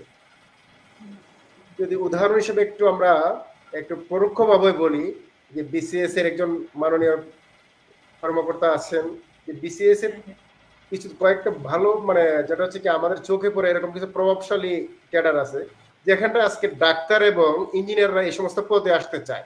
অথচ একজন ভালো ছাত্র ইঞ্জিনিয়ারিং এ পড়লো, বুয়েটে গেল, ডাক্তারি পড়লো, ভালো মেডিকেলে পড়লো, তার মাঝে কি ট্রমা কাজ করছে, অথবা কি এমন এক আকর্ষণ কাজ করছে যে চাকরি জীবনে এসে কিন্তু সে অন্য একটা পেশায় চলে আসতে চাচ্ছে। এইগুলো কিন্তু একটা ভাববার বিষয়। সবগুলো পেশা সবার জন্য না। এই যে শিক্ষকতা যে সবার জন্য না, এই কারণেই বলতেছিলাম এখানে আসলে লোভের কোনো সুযোগ নাই। শিক্ষক হবে সবার, কিন্তু দুর্ভাগ্যবশত ভাবে আমরা যারা শিক্ষকতা এসেছি, শিক্ষকতাকে ভালোবেসে আসছি, আমার কাছে মনে হচ্ছে 3 জনের পরিবারে কিন্তু ঐতিহ্য হচ্ছে শিক্ষকতার সাথে জড়িত। এই যে শিক্ষকতার সাথে জড়িত শিক্ষকের অভাব অনটন থাকবে, না পাওয়ার আকুতি থাকবে, পাশাপাশি তাদের কিন্তু একটা মানে স্বর্গীয় একটা অনুভূতি থাকবে দেশ গড়ার কারিগর হিসেবে, দেশের নির্মাতা হিসেবে। কারণ আমরা যদি নেলসন ম্যান্ডেলার একটা উক্তিকে বিশ্লেষণ করি, পাশাপাশি এপিজে আব্দুল কালামের একটা উক্তিকে বিশ্লেষণ করি, তাইলে কিন্তু এর যথার্থতা পাওয়া যাবে। প্রথমত নেলসন ম্যান্ডেলা বলছেন যে শিক্ষক হতে হলে সাহসী হতে হবে, শিক্ষকের সাহস থাকতে হবে। যে শিক্ষকের সাহস নাই, যে সাদাকে সাদা বলতে পারে না, যে কালোকে কালো বলতে পারে না। আমরা যদি 5ই আগস্টের বাংলাদেশকে চিন্তা করি, 5ই আগস্টের বাংলাদেশেও কিন্তু আমরা সাদাকে সাদা বলেছি, কালোকে কালো বলেছি। আমরা আমাদের মানে 3 জনের এই যে ফেসবুক প্রোফাইল আপনারা ঘাটেন 5 বছরের বিগত দিনের, দেখবেন যে আমরা সত্যকে সবসময় সত্য বলেছি। আমরা এমন না যে আজকে সত্যকে সত্য বলছি, 5ই আগস্টের পূর্বে সত্যকে সত্য বলি নাই। আমরা কিন্তু চেষ্টা করি যে সবসময় সত্যকে সত্য বলার। আমাদেরও লিমিটেশন আছে, আমাদেরও কিন্তু সীমাবদ্ধতা আছে। এই জায়গাটা কিন্তু তামির ইসলাম রাইটলি পয়েন্ট আউট করেছেন যে শিক্ষক সবার হওয়া উচিত না, এবং শিক্ষিত মানুষ যারা আছেন, কারণ রাজনীতিতে কিন্তু শিক্ষিত মানুষের বড় অভাব। কারণ আমরা যদি আমাদের জাতীয় সংসদের বিগত সংসদগুলার জাতীয় সংসদ সদস্যদের আমলনামা হিসাব করি, ইয়াবা ব্যবসায়ী কিন্তু সংসদ সদস্য হয়ে গেল। নর্তকী যিনি আপনার পাড়ায় উরস মাহফিলে গান গাইতেন, সেই মহিলা এমপি হয়ে গেল। আপনার অনেক টাউট বাট পর কিন্তু এমপি হয়ে গেল। এই যে জায়গাটা তো আসলে শূন্যতা তৈরি হয়েছে ভালো মানুষ না থাকার কারণে। যে সমস্ত শিক্ষিত মানুষরা আজকে শিক্ষাঙ্গনে পলিটিক্স করছেন, ওনারা যদি শিক্ষাঙ্গনে পলিটিক্স না করে আমজনতার সাথে ওই যে কেজরিওয়ালের মতো আমজনতা পার্টি করে বা জনতার সাথে মিশে মানুষের সাথে রাজনীতি করতেন, দেশ কিন্তু আরো বড়ভাবে উপকৃত হওয়ার সুযোগ ছিল। কারণ যখন সে শিক্ষক হয়ে যাবে তখন কিন্তু সে আসলে রাজনৈতিক জীব হতে পারে না। শিক্ষকের রাজনৈতিক দর্শন থাকবে, রাজনৈতিক বিশ্বাস থাকবে, কিন্তু এটা একটা যৌক্তিক মাত্রা থাকতে হবে। আমরা যদি একটু উদাহরণ দিয়ে বলি, 5ই আগস্টের আগে এদেশে হাজার হাজার ছাত্র তরুণ মারা গেল, শিশু মারা গেল, মেয়ে মারা গেল, ছাত্রী মারা গেল, কিন্তু অন্ধ আনুগত্যের কারণে, অন্ধ বিশ্বাসের কারণে, রাজনৈতিক দেউলিয়াতের কারণে বা রাজনৈতিক লেজুর ভিত্তির কারণে আমরা যারা ওই আমলের ওই মানসিকতা শিক্ষকরা কিন্তু কাউকে আমরা অনুশোচনা করতে দেখি নাই যে এতগুলো মানুষ মারা গেল, এটা ঠিক হয় নাই। কেন বলা নাই? কারণ ওনারা কোনো না কোনো রাজনৈতিক দলের দাসত্ব দেয়া, দস্তখত দেয়া, অর্থাৎ ওনারা কিন্তু জিম্মি। আর শিক্ষকরা রাজনীতিতে আসে 2 কারণে। এক হচ্ছে কি আগ্রহের সাথে, এই সংখ্যাটা খুবই কম, আবার কেউ আসে মনের সায় না দিলেও বাধ্য হয়ে আসে। কারণ যদি কোনো যুদ্ধবদ্ধ হিসেবে থাকা না যায়, কোনো দলের সাথে থাকা না যায়, অধিকার প্রাপ্তিতে এবং পদ পদবি প্রাপ্তিতে কিন্তু বিপত্তি ঘটে। যত সময় আপনার অধিকার আদায় হবে না, যত সময় আপনি পদ পদবি পাবেন না, এই সমস্ত সংখ্যা থেকে অনেকে কিন্তু পলিটিক্সে আসে। কিন্তু আমার যে পরিসংখ্যান বলে বিশ্ববিদ্যালয়গুলোতে সর্বোচ্চ 2% শিক্ষক কিন্তু রাজনীতির সাথে জড়িত, কিন্তু এই 2% শিক্ষকের কারণে কিন্তু আমরা সমগ্র শিক্ষক সমাজ আজকে নানা প্রশ্নের সম্মুখীন। সেই জন্য আমার মানে ভালো লেগেছে এই কমেন্টটা যে সবার শিক্ষক হিসেবে আসা উচিত না, আর যাদের মানে শিক্ষিত তাদের কিন্তু অন্যত্র অর্থাৎ রাজনীতিতে কিন্তু অনেক কিছু দেওয়ার সুযোগ আছে, আর বর্তমানে তো আরো বেশি সুযোগ আসছে রাজনীতিতে। আপনার নতুন মেরুকরণ আসছে, নতুন বন্দোবস্তের ব্যবস্থা হচ্ছে, নতুন বয়ানের ব্যবস্থা হচ্ছে। অতএব কেউ যদি সে দেশকে দিতে চায় তাহলে রাজনীতিতেও কিন্তু দেওয়ার সুযোগ আছে। আর শিক্ষক হবে শিক্ষক, শিক্ষক হবে না কারো, অর্থাৎ হিন্দু সনাতন ধর্মের জন্য সে শিক্ষক, ইসলাম ধর্মের জন্য সে শিক্ষক, খ্রিস্টান ধর্মের ছাত্রের জন্য সে শিক্ষক। শিক্ষক হবে বৈষম্য মুক্ত, শিক্ষক হবে সবার, এবং যেই আকাঙ্ক্ষাটা স্টুডেন্টরা গ্রাফিতির মাধ্যমে বিভিন্ন দেয়ালে দেয়ালে তুলে ধরেছিল যে বাংলাদেশ হবে সবার, আর সবার বাংলাদেশের জন্য সবার শিক্ষক হওয়ার প্রয়োজন নাই। ধন্যবাদ। আবারও আপনার কাছে আসবো পরে, যেহেতু আপনি লেখাটা লিখেছেন। আমাদের সাথে ডক্টর মোহাম্মদ আলাউদ্দিন আল আজাদ আছেন, যেহেতু ওনার কাছে আজকে প্রশ্ন করব যে এই যে শিক্ষা নিয়ে এত কথা হচ্ছে, তো আপনি বিসিএস এ শিক্ষা পোস্টই তো নিয়েছে, বিসিএস এ শিক্ষা ক্যাডারে আছেন বললেন, তো কিন্তু সবার কিন্তু প্রশাসন ক্যাডারে যাওয়ার একটা প্রবণতাও দেখা যায়। তো শিক্ষকতা পেশায় এসেছেন, যেহেতু বাবা শিক্ষক ছিলেন, এখানে আপনাদের তিনজনেরই একটা কমন জায়গা হচ্ছে যে সবারই পরিবারে শিক্ষকতা আছে। তো সেই ক্ষেত্রে হচ্ছে আমি আর কাছে প্রশ্ন, যেমন যে যখন ওনার লেখাটা আমরা ফেসবুকে পেয়েছি, ওখানে অনেক ধরনের কমেন্টস এসেছে, যেমন তাহমিনা ইসলামের কমেন্টসটা আমরা নিলাম। এছাড়াও একজন এরকম লিখেছেন, মাজহারুল ইসলাম, যে শিক্ষকতা পেশায় নিয়োজিত সম্মানিত সকল ব্যক্তির জন্য এই লেখাটা পোস্টার স্বরূপ। আপনার এমন সত্য বা অপ্রিয় কথামালার মাধ্যমে লিখিত হওয়ার জন্য আমরা কলামগুলো সর্বজন গ্রহণযোগ্য হচ্ছে। আচ্ছা, আমার যেটা প্রশ্ন হচ্ছে যে সোহেল সাহেব এবং প্রফেসর নুরুদ্দিনের সাহেবের কথাতে যে আত্মত্যাগের কথা একটা বলেছেন, কিন্তু বিসিএস এ যারা যান তারা আসলে শিক্ষকতাতে গিয়ে বা বিসিএস ক্যাডারে যারা শিক্ষকতায় আছেন, এখানেও কিন্তু অনেক রাজনৈতিক ব্যাপার চলে আসে, কারণ আপনাদেরও কিন্তু অনেক সময় বদলির ব্যাপার চলে আসে বা পদোন্নতির একটা ব্যাপার আছে। অনেক সময় পিএইচডি করার পরেও অনেক সময় সহজে পদে উন্নতি হওয়ার ব্যাপারটা কিন্তু পিছিয়ে থাকে। যে আপনার সাথে আমার খুব ভালো সম্পর্কে নেই, যেমন আপনি বলছিলেন যে প্রিন্সিপাল হতে গেলেও অনেক সময় এখানেও আমাদেরকে লেজুর ভিত্তিকতার ভিতরে যেতে হয়। আসলে এই জায়গাটাকে আপনি কিভাবে দেখছেন? আসলে আবার ধন্যবাদ আপনাকে। আসলে আমরা যে 5ই আগস্টের পূর্বে এবং পরের অবস্থা যখন আমরা বিশ্লেষণ করব, আমি ওই যে স্যাক্রিফাইসের বিষয়টা চলে আসবে। সেটা হচ্ছে আমি নোয়াখালী সরকারি কলেজে, যেহেতু এখানে আপনি পরিচয়ের মধ্যে বলেছেন সমাজ বিজ্ঞানের সহযোগী অধ্যাপক এবং বিভাগীয় প্রধান, এখানে আমি দীর্ঘ সময় 2 বার শিক্ষক পরিষদের সম্পাদক হিসাবে দায়িত্ব পালন করেছি। তো শিক্ষক পরিষদের সম্পাদক হিসাবে দায়িত্ব পালন করতে গেলে সাধারণত কলেজের প্রশাসন, কলেজ অধ্যক্ষ, কলেজ উপাধ্যক্ষ, ওনাদের সাথে সমন্বয় করেই কাজ করতে হয়। সেই সময়ে 5ই আগস্টের পূর্ববর্তী যে সরকার ছিল, আওয়ামী সরকার, সেই সময় থেকেও আমার মানবিক অবস্থান থেকে আমি সকল ছাত্রকেই ছাত্র বিবেচনা করেছি। এটা হচ্ছে আমার বিষয়।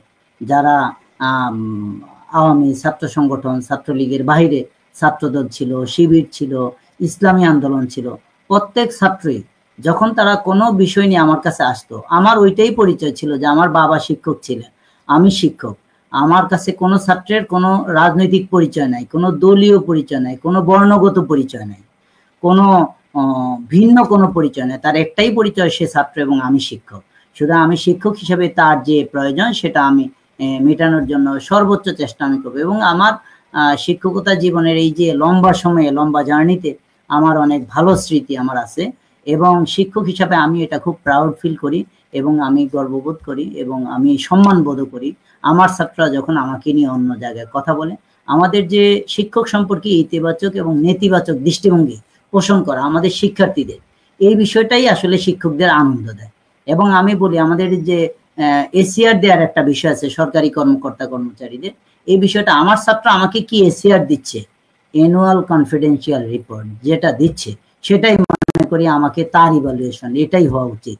উন্নত বিশ্বের যেটা হয় সকল কর্মক্ষেত্রে তার অধস্তন এবং শিক্ষককে তার শিক্ষার্থীরা যেভাবে ইভ্যালুয়েট করে সেটা অনুযায়ী সে শিক্ষক, যদি সেভাবে আসলে মূল্যায়ন করা হয়, তাহলে দেখা যাবে আমাদের যে শিক্ষক যারা আছেন এদের মধ্যে অধিকাংশই নিজেকে শিক্ষক হিসাবে প্রমাণ করার যোগ্যতা হারাবেন। কারণ ওনাদের অধিকাংশই দেখা যাচ্ছে যে বিভিন্ন পার্থিব সুযোগ সুবিধা, সাময়িক সুযোগ সুবিধার জন্য ওনারা বিভিন্ন অ্যাঙ্গেল থেকে বিভিন্ন পরিচয়ে পরিচিত হন, বিভিন্ন রঙে রঙিন হন। আবার এই যে আলী ওয়াক্কার সোহেল স্যার যেটা বলেছেন যে 2% শিক্ষক হবে রাজনীতি করেন, হয়তো 2-3%। আমাদের গভর্নমেন্ট কলেজেও যে রাজনৈতিক পরিচয় আছে, বিভিন্ন গ্রুপ আছে, বিশেষ সমিতি আছে, ক প্যানেল আছে, খ প্যানেল আছে। এই প্যানেলের সবার উদ্দেশ্য কিন্তু একটাই, উদ্দেশ্য হচ্ছে কোনো একটা ভালো একটা পদায়ন। এবং সে অর্থে আমরা দেখেছি আওয়ামী লীগ সরকারের আমলে যে সমস্ত অধ্যক্ষ উপাধ্যক্ষ, আওয়ামী লীগ সরকারের এমপি মন্ত্রীদের ডিউ লেটার দিয়ে অধ্যক্ষ হয়েছেন, উপাধ্যক্ষ হয়েছেন, অথবা আমাদের ডিজি মহোদয় ছিলেন নেহাল স্যার, সেই সময় ওনাদের আনুকূল্য পেয়ে বিভিন্ন বড় বড় কলেজের প্রিন্সিপাল হয়েছেন, ভাইস প্রিন্সিপাল হয়েছেন। ওনারাই কিন্তু বর্তমান প্রশাসনের বিভিন্ন জায়গা থেকে আনুকূল্য নিয়ে বড় বড় কলেজে প্রিন্সিপাল, ভাইস প্রিন্সিপাল হচ্ছেন। তাহলে বিষয়টা কি? বিষয়টা হচ্ছে আসলে আমি শিক্ষকদের, এই জাতীয় শিক্ষকদের ব্যক্তিগত আদর্শবোধ বা মূল্যবোধের জায়গা আমি খুঁজে পাচ্ছি না। যে বিষয়টা আমি খুঁজে পাচ্ছি সেটা হচ্ছে ব্যক্তিগত স্বার্থ বা সেলফ ইন্টারেস্ট। এই সেলফ ইন্টারেস্টে উনি ওনার রং যেভাবে বদলাতে ওনার প্রয়োজন হয় গিরগিটির মতো, উনি ঠিক সেভাবে উনি রং বদলান, এবং সেটাই আমি দেখি। কারণ একজন শিক্ষক হিসেবে ওনার যে সামাজিক দায়বদ্ধতা রয়েছে যে উনি সমাজকে দিবেন, এবং সমাজ শিক্ষার্থীরা সবচাইতে বেশি বিশ্বাস করে শিক্ষককে, এবং শিক্ষার্থীদের সবচাইতে বড় নির্ভরতার জায়গা হচ্ছে শিক্ষক। এমন অনেক শিক্ষার্থী আমি দেখেছি বাবা মার পরামর্শকে আমলে নেয় না, শিক্ষকের পরামর্শকে আমলে নেয়, শিক্ষক যেটা বলেন। এবং আমরা ছোটবেলা থেকেও দেখি আমাদের ছোট বেবিরা দেখা যাচ্ছে তার ম্যাম যেটা বলেছেন, তার শিক্ষক যেটা বলেছেন সেটাই রাইট। আমি বাবা হিসাবে বা আমার স্ত্রী উনি মা হিসাবে যেটা বলছেন সেটা রাইট না। শিক্ষকদের উপরে নির্ভরতাটা এত বেশি। সুতরাং শিক্ষকের অনেক বড় জায়গা, বড় স্কোপ এই সোসাইটিকে চেঞ্জ করার, এই সমাজকে বদলানোর ক্ষেত্রে অনেক বড় জায়গা রয়েছে ওনার কন্ট্রিবিউশনে। কিন্তু সেই জায়গাটা থেকে আমরা আসলে পিছিয়ে পড়ছি। আমি আমার অবস্থানকে ছোট করে ফেলছি, যেটা আমার করা উচিত ছিল না। ও হায়দারের গানের কথায় যে কি দেখার কি দেখছি, কি ভাবার কি ভাবছি, কি বলার কি বলছি, আসলে আমরা আসলে নিজেদের জায়গায় নেই। আরবি একটা কথা আছে, কুল্লু শাইইন ইয়ারজিউ ইলা আসলিহি, প্রত্যেক বস্তু তার মূলের দিকে ধাবিত হয়। আমি আমার যে মূল, যে আমি গ্রাম থেকে এসেছি, আমার বাবা শিক্ষক, শিক্ষকতার বেসিক হচ্ছে এটা, আমার মূল্যবোধ হওয়ার কথা এটা। আমি সেই মূল্যবোধকে ধরে রাখতে পারছি কিনা, আমি ব্যক্তি স্বার্থ রক্ষার জন্য আমি দেখা যাচ্ছে ছোট একটা মিথ্যা কথা বলে যদি আমার নিজের জায়গাটাকে আমি ঠিক করতে পারি, আমি সেটাকে আমি ঠিক করে নিচ্ছি। অথচ শিক্ষক সত্যবাদী হবে, শিক্ষক নৈতিক হবে, শিক্ষক পরোপকারী হবে, শিক্ষক দিয়ে কেউ ক্ষতির শিকার হবেন না, এমন হওয়ার কথা ছিল। কারণ শিক্ষককে যখন আদর্শ হিসাবে ধরবে, মডেল হিসাবে ধরবে, শিক্ষককে কখন মডেল হিসাবে ধরবে? শিক্ষকের এই সার্বিক বিষয়গুলো। আর এখন এই যে সোশ্যাল মিডিয়ার এই যুগে আমার শিক্ষার্থীরা সব দিক থেকে ওরা প্রত্যেকটা এক একটা সিসিটিভি, ওরা কিন্তু অবজার্ভ করে আমি শিক্ষক হিসাবে। সুতরাং আমি কি করছি, আমার কি ভালো, ওরা যা বলে আমি তা, ওরা যেভাবে বলে ঠিক আমি তা। ওরা যদি আমাকে বলে যে এই শিক্ষক ভালো, তাহলে এই শিক্ষক ভালো, সেটা আমার ক্ষেত্রে না, সেটা যতজন শিক্ষক আছে আমাদের সমাজে প্রত্যেক শিক্ষক সম্পর্কে তার শিক্ষার্থীদের যে মূল্যায়ন, সেটা হচ্ছে শ্রেষ্ঠ মূল্যায়ন, সেটাই হচ্ছে সেরা মূল্যায়ন। এবং আমি চাই শিক্ষক হিসাবে আমরা প্রত্যেকে, আমি নিজেকেও বলছি, আমরা যেন আমাদের এই দায়বদ্ধতার জায়গায় থাকি। আমরা যেন লেজুর ভিত্তিকে ঘৃণা করে আমার নিজস্ব বিশ্বাসের উপরে নিজেকে প্রতিষ্ঠিত রেখে, নিজের সম্মানকে ধরে রেখে আমি যেন এই সোসাইটিকে কিছু দেওয়ার জন্য আমি চেষ্টা করি। এটা যদি আমরা করতে পারি তাহলে সোসাইটি উপকৃত হবে। আমরা যে নতুন বাংলাদেশের কথা বলি, আমরা যে স্বপ্নের বাংলাদেশের কথা বলি, আমরা যে সোনার বাংলাদেশের কথা বলি, সেটা আসলে বাস্তবে সম্ভব। এছাড়া কোনোভাবেই আমরা এই দেশ গড়া এভাবে আসলে সম্ভব নয়। আমরা আবারও আপনার কাছে আসবো ডক্টর মোহাম্মদ আলাউদ্দিন আল আজাদ। আপনার বক্তব্যগুলো খুবই সুন্দর ছিল, যে সামাজিকভাবে আবার বিশ্বাসের যে কথাটা বলেছেন, প্রত্যেকটা জিনিসেই প্রত্যেকটা পেশায় প্রত্যেকটা জায়গায় যদি প্রত্যেকটা সম্পর্ক ধরি, আমরা যদি বিশ্বাস এবং সম্মানের সাথে করি, আমার কাছে যেটা মনে হয় যে আমি যেই কাজটাই করছি সেটা যখন আমি করব, সেই কাজটা আমার কি দায়িত্ব এবং সেই দায়িত্ব যাতে আমি ঠিকভাবে করি, তাহলেই কিন্তু আমরা আসলে সুন্দর সমাজ আসলে সুন্দরভাবে গঠন করতে পারবো। আমরা আমাদের দায়িত্ব থেকে পিছিয়ে যাই দেখেই আসলে এই জায়গাগুলো তৈরি হচ্ছে। আমাদের সাথে অনেকেই ফেসবুকে যুক্ত হচ্ছেন, আপনাদেরকে অনেক ধন্যবাদ। আপনারা আমাদের সাথে যুক্ত হন এবং আপনাদের যদি কোনো প্রশ্ন থাকে শিক্ষকতা নিয়ে বা স্টুডেন্টদেরকে নিয়ে, যদি আপনাদের কোনো মতামত জানতে চান, সেক্ষেত্রে আমাদের সাথে 3 জন সেই রকম প্রতিভাবান শিক্ষক আছেন, আপনারা কিন্তু অনেক উত্তর জানতে পারবেন। আমাদের সাথে চন্দ্রশেখর দেব জয়েন করেছেন, শিমু ফরিদ যুক্ত হয়েছেন, ফাহমিন আহমেদ হয়েছেন, ইশতিয়াক আহমেদ, আয়শা আক্তার ইতি, শর্মিলা আচার্য, এমডি তাহের হোসেন এবং জুয়েল রানা। আপনাদের অনেক ধন্যবাদ, আপনারা এভাবেই আমাদের সাথে যুক্ত হয়ে থাকেন।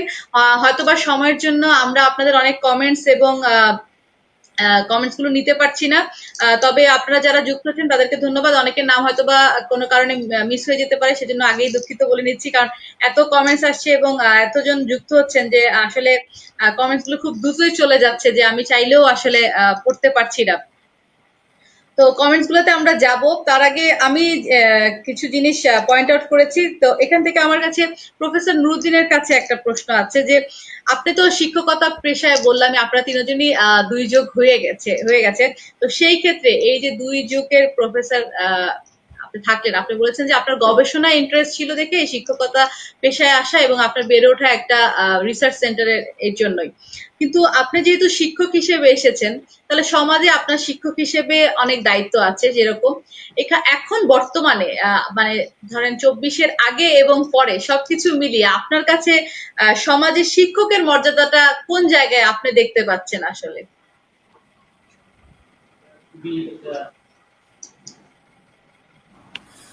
প্রশ্নটা খুবই উৎসাহমূলক বলতে পারেন, যে দীর্ঘ 2 দশকেরও বেশি হয়ে গেছে শিক্ষকতা জীবন ইউনিভার্সিটিতে, দেশে বিদেশে।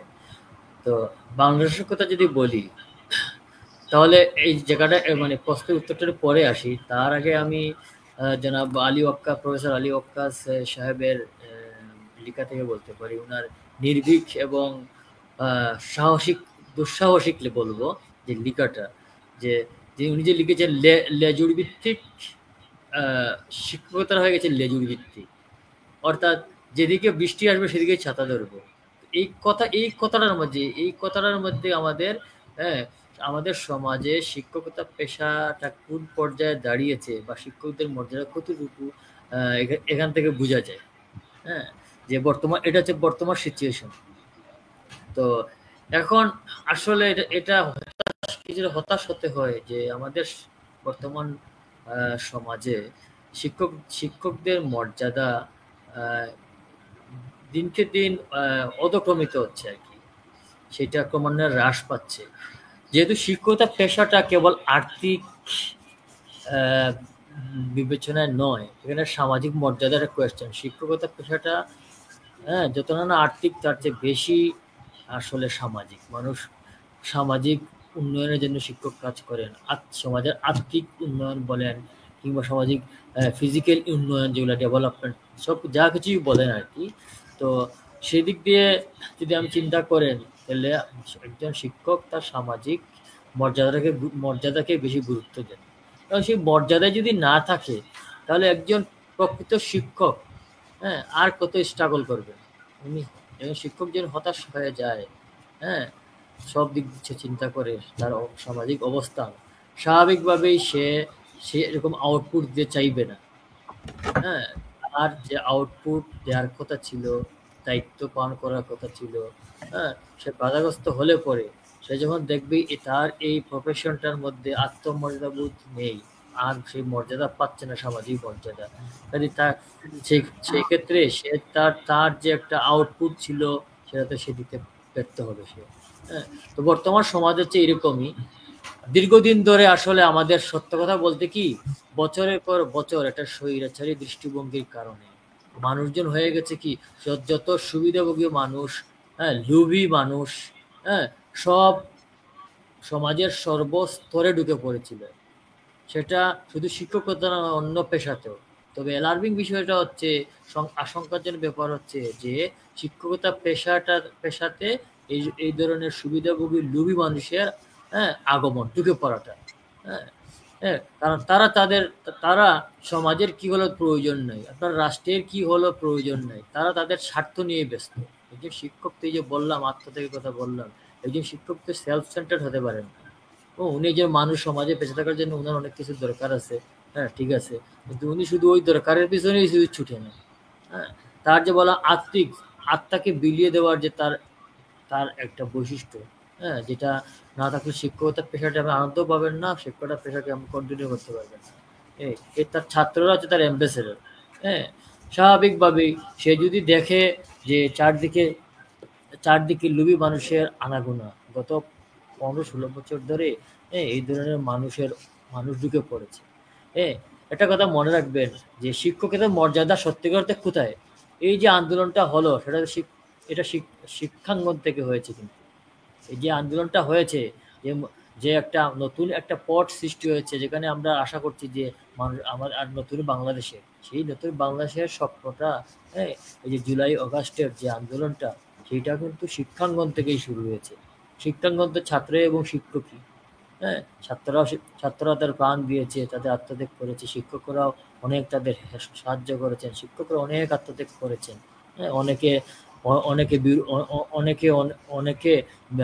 অনেকের বিরূপ হয়েছেন, কারণ ছাত্রদের সাহায্য করার জন্য। সাহসের সাথে অত্যাচারিত যারা ছাত্রদেরকে যারা অত্যাচার করেছে, তাদের বিরুদ্ধে দাঁড়িয়েছে শিক্ষকরা, সাহসী শিক্ষকেরা। তো এখন এই যে বললাম যে সমাজের পরিবর্তন একমাত্র শিক্ষক দ্বারাই সম্ভব। এই যে যারা ছাত্র আন্দোলন করেছে, সেটা তো শিক্ষাঙ্গন থেকে। কাজেই একটা সমাজ পরিবর্তন, একটা রাষ্ট্রের চিন্তাধারা, রাষ্ট্রের শাসক পর্যন্ত পরিবর্তন করতে পারে এই শিক্ষক এবং শিক্ষার্থীরা। একটা জিনিস কি, একটা সমাজে শিক্ষকের মর্যাদা কেমন, তার দুইভাবে, কয়েকভাবে বোঝা যায়। একটা হচ্ছে সমাজের ছাত্রদের মর্যাদা কতটুকু। যে সমাজের ছাত্রদের মর্যাদা নাই, সেই সমাজে শিক্ষকদের মর্যাদা নাই। যে সমাজে শিক্ষকের মর্যাদা নাই, সেই সমাজে ছাত্রদেরও মর্যাদা নাই। যেমন আমরা দেখেছি জুলাই আগস্টের আগে আমরা দেখেছি যে আমাদের শিক্ষকদের নৈতিক, আমাদের যে বেসিক যে আমাদের অধিকার, তার জন্য আমাদের আন্দোলন করতে হয়েছে। ছাত্রদের তাদের বেসিক অধিকারের জন্য আন্দোলন করতে হয়েছে। তার মানে আমরা কতটুকু বঞ্চিত ছিলাম। অনেক সময় সত্য কথা বলতেও অনেক বাধা আসতো। গত 15-16 বছর মানুষ একটা কলুষিত সমাজের ভিতরে ঢুকে পড়েছিল। স্ট্রাকচারটা হয়ে গেছিল কলুষিত, করাপ্টেড। সেই করাপ্টেড সোসাইটি থেকে গত বছরের জুলাই আগস্টে ছাত্র শিক্ষক বলেন এবং জনতা বলেন, সেটা আমরা একটা পরিবর্তন করতে পেরেছি। কিন্তু এটা মনে করার কারণ নাই, পরিবর্তন হয়েছে, আর অনেক আত্মত্যাগ হয়েছে, যে সবগুলো একদিনে রাতারাতি পরিবর্তন হয়ে যাবে। আসলে পরিবর্তন হয়নি। যে কলুষিত সমাজকে আমরা সরিয়েছি, যে শূন্যতা সৃষ্টি হয়েছে, সেই শূন্যতায় সুবিধাভোগীরা এসে জড়ো হয়েছে। বলবো না সর্ব জায়গায়, কিন্তু আমি নিজে দেখতে পাই পদবি সেটা সব কিছুতেই তাদের নিজের স্বার্থ দেখছে, স্বার্থবাদীরা এসে এখানে জড়ো হয়েছে। কাজে মনে করার কারণ নাই যে এখানে শিক্ষকেরা খুব ভালো আছেন, অর্থাৎ যারা শিক্ষকতা করতে চান, যাদের উদ্দেশ্য হচ্ছে শিক্ষকতা ভালো ছাত্র তৈরি করবেন, সেই ছাত্ররা সমাজের কাজে লাগবে, রাষ্ট্রের কাজে লাগবে। সেই শিক্ষকরা যে একেবারে নেই তা বলবো না, কিন্তু এরা কোন ঠাসা অবস্থায় আছে। এখন আমরা কি সেই কাঙ্ক্ষিত মুক্তি পাইনি। এখন তার জন্য আরো লড়াই করতে হবে। আমি মনে করি যে আমাদের লড়াই করার এখন অবকাশ আছে এবং আমাদের চোখ কান খোলা রাখতে হবে। যে এখন যে এই শূন্যতার মধ্যে কিছু সুবিধাভোগীরা এসে জায়গা দখল করেছে, কাজে আমাদের আরো সময় লাগবে শিক্ষকতা পেশাটাকে দূষিত করা থেকে, দূষিত হওয়া থেকে মুক্ত করতে আমাদের আরো লড়াই করতে হবে। আমাদের অনেক অধিকার এখনো আমরা পাই না। একজন শিক্ষকের মর্যাদা, শিক্ষক তো একজন মানুষ, তারও অর্থনীতি ব্যবসা করে, তাদের বাচ্চা কাচ্চা আছে, তাদেরকেও সমাজ আছে, তাদের পরিবার আছে, তাদের দেখভাল হচ্ছে সমাজ এবং রাষ্ট্র। যত বিশ্ব আছে, যারা উন্নতি পেয়েছে, উন্নতি শিখরে পৌঁছেছে, তাদেরকে যদি স্টাডি করা হয় দেখবেন সেখানে তাদের শিক্ষকের মর্যাদা অনেক উপরে, তাদের শিক্ষকের মর্যাদা অনেক উপরে। হ্যাঁ, এবং যখনই তাদের কোন মর্যাদাটা কম হয়েছে তখন তারা প্রতিবাদ করেছে এবং সে চিনিয়ে নিয়েছে এবং তাদের মর্যাদা ঠিক রেখেছে। কেবল আমাদের বহু বছর ধরে আমাদের বাংলাদেশে যদি বলি তাহলে বলবো শিক্ষকদের কাঙ্ক্ষিত মর্যাদা পাচ্ছেন না। শিক্ষকরা কাঙ্ক্ষিত মর্যাদা পাচ্ছেন না, না প্রাইমারি, না হাই স্কুল, কলেজ বলেন, ইউনিভার্সিটিতে নাই। তো এখন দেখেন ইউনিভার্সিটিতে ক্ষেত্রে একটু ভিন্ন, এখানে শুধু পড়ানো হয় না, সবচেয়ে আপডেটেড যে শিক্ষা গ্রহণ করবেন, যে স্কিল আপনি গ্রহণ করে পরবর্তী পেশায় যাবেন, সেই শিক্ষা এবং একটা হচ্ছে গবেষণার মধ্যে নতুন কিছু আবিষ্কার হয়, নতুন কিছু তৈরি হয়, সেটা যেমন দেশকে অর্থনৈতিকভাবে এগিয়ে নিয়ে যায়, মানুষের উপকারও হয়। তো সেই জায়গা থেকে একটা অস্থির সমাজ থেকে একটা অস্থির সমাজে একজন ভালো শিক্ষক উনি কাজ করতে পারবেন না। তো না উনি পড়াশোনার কথা যদি বলেন, এডুকেশনের কথা বলবেন, সেখানে উনি সুস্থভাবে কাজ করতে পারবেন না, গবেষণার কাজে উনি করতে পারবেন না। অনেক গবেষণার আরো বড় বিষয় আছে, তো সেখানে সর্ব জায়গায় বাধা আছে। আচ্ছা, আমরা এখানে এটুক পর্যন্তই বক্তব্য নেই। আমরা গবেষণা নিয়ে আরেকদিন কোনো একটা এপিসোড করব, সেদিন অবশ্যই আপনার গবেষণা নিয়ে আপনাদের যে চিন্তাধারা আছে আমরা সেই বিষয় নিয়ে আজকে মানে সেদিন আলোচনা করব। আজকে আমাদের সাথে অনেকে যুক্ত হচ্ছেন, আপনাদের অনেক ধন্যবাদ যারা আমাদের সাথে যুক্ত হচ্ছেন। আপনার কমেন্টস আপনার মন্তব্য আবার শুনবো। প্রফেসর নুরুদ্দিন আহমেদ, আমরা যেহেতু ডক্টর আলী আক্তার লেখালেখি করছেন, ওনার কাছে একটা রিকোয়েস্ট থাকবে যে ব্যাঙের ছাতার মতো যে স্কুলগুলা হচ্ছে, কারণ আমাদের সন্তানরা তো স্কুল থেকে শিখে তারপরে হচ্ছে কলেজ পাড়ি দিবে, মানে আমাদের যে আদর্শ সাহেব আছেন ওনার কাছে যাবে, তারপরে আপনাদের বিশ্ববিদ্যালয়ে যাবে। তো ব্যাঙের ছাতার মতো যে স্কুলগুলা গজাচ্ছে, এটা নিয়েও যাতে আপনি লেখালেখি করেন, এটা আমার একটা অনুরোধ থাকলো আপনার কাছে, একদম লাইভে অনুরোধটা রাখলাম। আরো অনেকে কমেন্টস করছে, আমি একটু কমেন্টস গুলো নিচ্ছি, কারণ দর্শকরা আছেন দেখেই কিন্তু আমরা এত সুন্দর সুন্দর লাইভ গুলো নিয়ে বা সুন্দর বিষয়গুলো বা সমাজের যে সমস্যাগুলো আছে সেইগুলো সুন্দরভাবে তুলে ধরতে পারছি। আমরা তো তাহমিনা ইসলাম আমাদের সাথে এখনো যুক্ত আছেন এবং তার কমেন্টস নিয়েছি। এছাড়া আমাদের সাথে তামান্না তাসকিনও যুক্ত আছেন, তিনি লিখেছেন অনেক সুন্দর একটি অনুষ্ঠান হয়েছে আজকে, ধন্যবাদ আপনাকে আপনার মন্তব্যের জন্য। ইমরান খান লিখেছেন আলোচনাটি খুবই গুরুত্বপূর্ণ মনে হচ্ছে।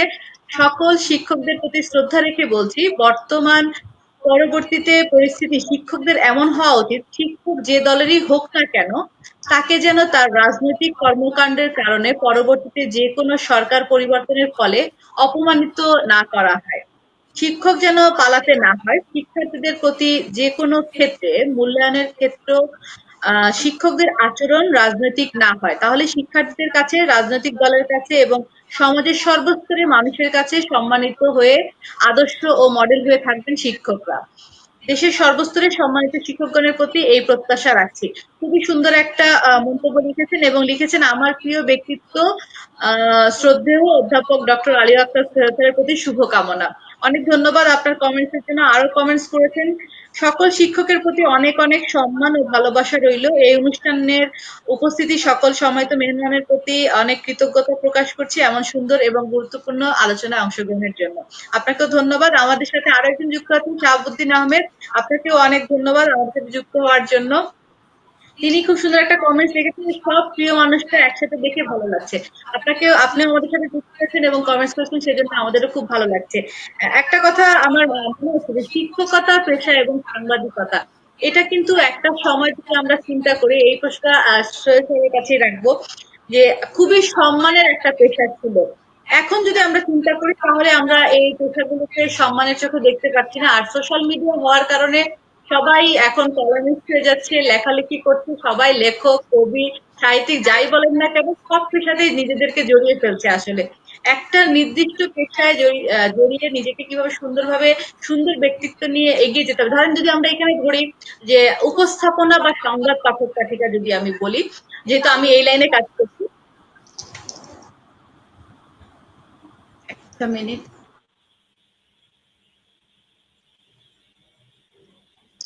আচ্ছা, একটু নেটওয়ার্ক সমস্যার কারণে আমি এই জায়গাটা ঠিক করতে হয়েছে। আমাদের সাথে আরো অনেকে যুক্ত হয়েছে, আমি আসছি ওই কথাটাতে।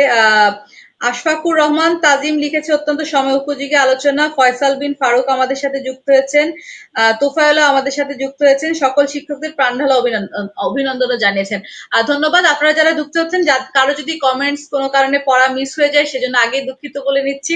আচ্ছা, সোহেল সাহেবের কাছে যে প্রশ্নটা নিয়ে আসছিলাম, যে এই জায়গাগুলা ধরেন শিক্ষকতা, সাংবাদিকতা, সংবাদ পাঠক পাঠিকা বা যে কোনো পেশায়, এই পেশাগুলোকে যদি আমি বিশেষ করে বলি, আমরা খুব যে আপনাকে যেহেতু ব্যক্তিত্ব হিসেবে ধরা হয়েছে সেই জন্য একটু সেটা আপনার কাছে বলছি, যে ব্যক্তিত্ব সম্পন্ন মানুষ হতে হলে যেরকম হওয়া উচিত সেই রকম মানুষকে এই পেশাগুলোয় দেখা যেত। এখানে তিনজনই একটা কথা বলেছিলেন। একটা কথা ছিল এরকম যে সংসদ সদস্য হয়ে যাচ্ছেন যে কোনো মানুষ, এমপি হয়ে যাচ্ছেন। এমপি পদটাও কিন্তু সেরকম সম্মানে শিক্ষিত হতে হবে এবং ভালো পরিবারের, বা বিসিএস ক্যাডার যদি পড়ি, আমরা যদি পাকিস্তান আমলের কথাও যদি বলি একটুখানি, যে সিএসপি অফিসার হতে হলে বা বিসিএস ক্যাডারে যখন প্রথম দিকে আসতো সবাই পরিবার কিন্তু দেখা হতো, তারপরে তাদেরকে এই পেশাগুলোতে আসলে দেওয়া হতো। এখন কিন্তু এই জিনিসগুলো হচ্ছে না। সেই ক্ষেত্রে আসলে আপনার মতামতটা কি একটু জানবো, যেহেতু শিক্ষকতা নিয়ে আমরা অনেক কথা বলছি যে শিক্ষকরা বিভিন্ন জায়গায় জড়িয়ে যাচ্ছেন, আপনার মতামতটা একটু জানবো। Professor doctor Ali Akter Sohel. ধন্যবাদ। সত্যিকার অর্থে আমি দুইজনের আলোচনা শুনছিলাম, বেশ ভালো লাগছিল এবং খুবই সুন্দর সুন্দর এবং চমৎকার চমৎকার অভিজ্ঞতা দুজন শিক্ষক শেয়ার করছিলেন। আসলে আমি এই লেখাটার পিছনে মূলত যে কারণটা ছিল, অনেকে আমাকে বলছে যে তুমি শিক্ষক অথচ শিক্ষকের বিরুদ্ধে কেন লিখলা। আসলে আমি আসলে বিরুদ্ধ হিসেবে দেখি না। অনেকে তো বলেন যে এটা শিক্ষকের বিরুদ্ধে চলে গেছে, আমি আসলে বিরুদ্ধ হিসেবে না ভেবে আত্মসমালোচনার দৃষ্টিকোণ থেকে ভাবছি। অর্থাৎ প্রত্যেকের কিন্তু একটা আত্মসমালোচনা করার একটা নৈতিক বিষয় থাকে এবং ভাবার বিষয়। কারণ আত্মসমালোচনা কিন্তু একটা জাতিকে সামনে আগাতে পারে। আপনি ব্যক্তিত্বের কথা বলছেন, সবটা জায়গাতেই আজকে ব্যক্তিত্ব ক্ষতিগ্রস্ত হয়ে যাচ্ছে। এর একটা মাত্র কারণ হচ্ছে আমরা আত্মসমালোচনা করি না। আমরা বেশি সবকিছুকে পার্সোনালাইজ করে ফেলি, আমরা ব্যক্তি কেন্দ্রিক নিয়ে নেই।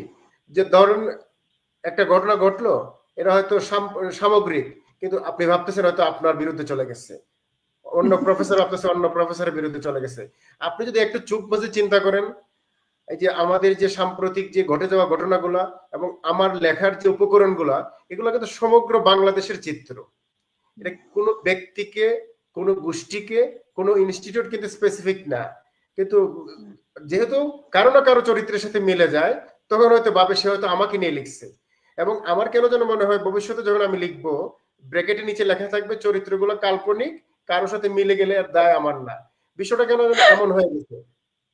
অর্থাৎ ব্যক্তিত্বশালী যারা মানুষ, এই জায়গায় একটু আপনার সাথে যুক্ত করি যে আপনি খুব ভালো একটা কথা বলেছেন। একদম এই জিনিসটাই মনে হয় আসলে আমাদের ভবিষ্যতে লিখতে হবে সবাইকে।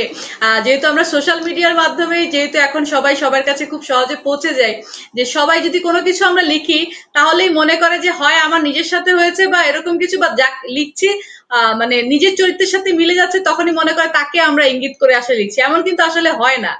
আপনি যেহেতু কলামিস্ট, আপনি এটা আরো ভালো বলতে পারবেন। যে জিনিসটা বলতেছিলাম না, যে ব্যক্তিত্বের সাথে কিন্তু মেরুদণ্ডের একটা সম্পর্ক আছে। আর যে কারণে কিন্তু বলা হয় শিক্ষাই জাতির মেরুদণ্ড। মেরুদণ্ডকে সোজা কে রাখবে? সেই কারিগরদের যদি মেরুদণ্ড ভেঙে যায়, সেই কারিগরের মেরুদণ্ড যদি বাঁকা থাকে, তাইলে সেই মেরুদণ্ড দিয়ে জাতির মেরুদণ্ড কিভাবে ঠিক করবে? সেই জায়গাটা কিন্তু একটা আত্মজিজ্ঞাসার বিষয়, একটা আত্মমূল্যায়নের বিষয়। কারণ অন্ততপক্ষে আমরা 5ই আগস্টের পরে তো এখন আমরা মূল্যায়নের একটা সুযোগ আসছে। আমরা প্রধান উপদেষ্টা থেকে ধরে করে বিভিন্ন উপদেষ্টা নিয়ে আমরা কথা বলছি, লিখছি। সেই জায়গায় শিক্ষকের বিষয়টা লিখতে পারতেছি, অনেক কিছু আমরা লিখছি। সেই জায়গায় আমরা আত্মসমালোচনা কেন করবো না? আত্মসমালোচনার মধ্য দিয়ে আজকে আমার দিনে কি কাজ করলাম, দিন শেষে যদি ভাবি যে আমার এই জায়গাগুলোতে ভুল হয়েছে, আগামী দিন হয়তো আমি কল্পনা করবো যে এই ভুলগুলো যাতে না হয়। সেই দৃষ্টিকোণ থেকে কিন্তু আসলে আমার লেখা। আমি চাইছিলাম যে শিক্ষক হবে সবার, শিক্ষক হবে না কোনো দলের। আমি যদি ছোট্ট একটা ঘটনা বলি, প্রফেসর নূর অলরেডি ইঙ্গিত করেছেন এবং বলেছেন যে আমরা 5ই আগস্টের আগে কিন্তু যে সমস্ত শিক্ষকদের একটু আত্মমর্যাদা ছিল, যাদের ব্যক্তিত্ব ছিল, তারা সোশ্যাল মিডিয়ায় হোক অথবা সরাসরি বিভিন্ন র্যালিতে, বিভিন্ন সমাবেশে সংযুক্ত থেকে আমরা কিন্তু ছাত্রের নয় শুধু দেশের পাশে দাঁড়ানোর চেষ্টা করেছিলাম। সেই সময়ের একটা ঘটনা আমার মনে পড়ে। জুলাইয়ের শুরুতে যখন আন্দোলনটা শুরু হয়, আমার এক ছাত্র, যে কিনা একজন সহ সমন্বয়ক, সে মাত্র কয়েকজন ছাত্র নিয়ে আন্দোলন শুরুতে তো সবাই জমে নাই, আস্তে আস্তে মানুষের উপস্থিতি বাড়ে, মানুষের সাথে সম্পৃক্ততা বাড়ে। একসময় 18ই জুলাইয়ের দিকে আবু সাইদ মারা যায়, তার পরবর্তীতে শুক্রবারে কিন্তু আমরা র্যালিতে যোগ দিই।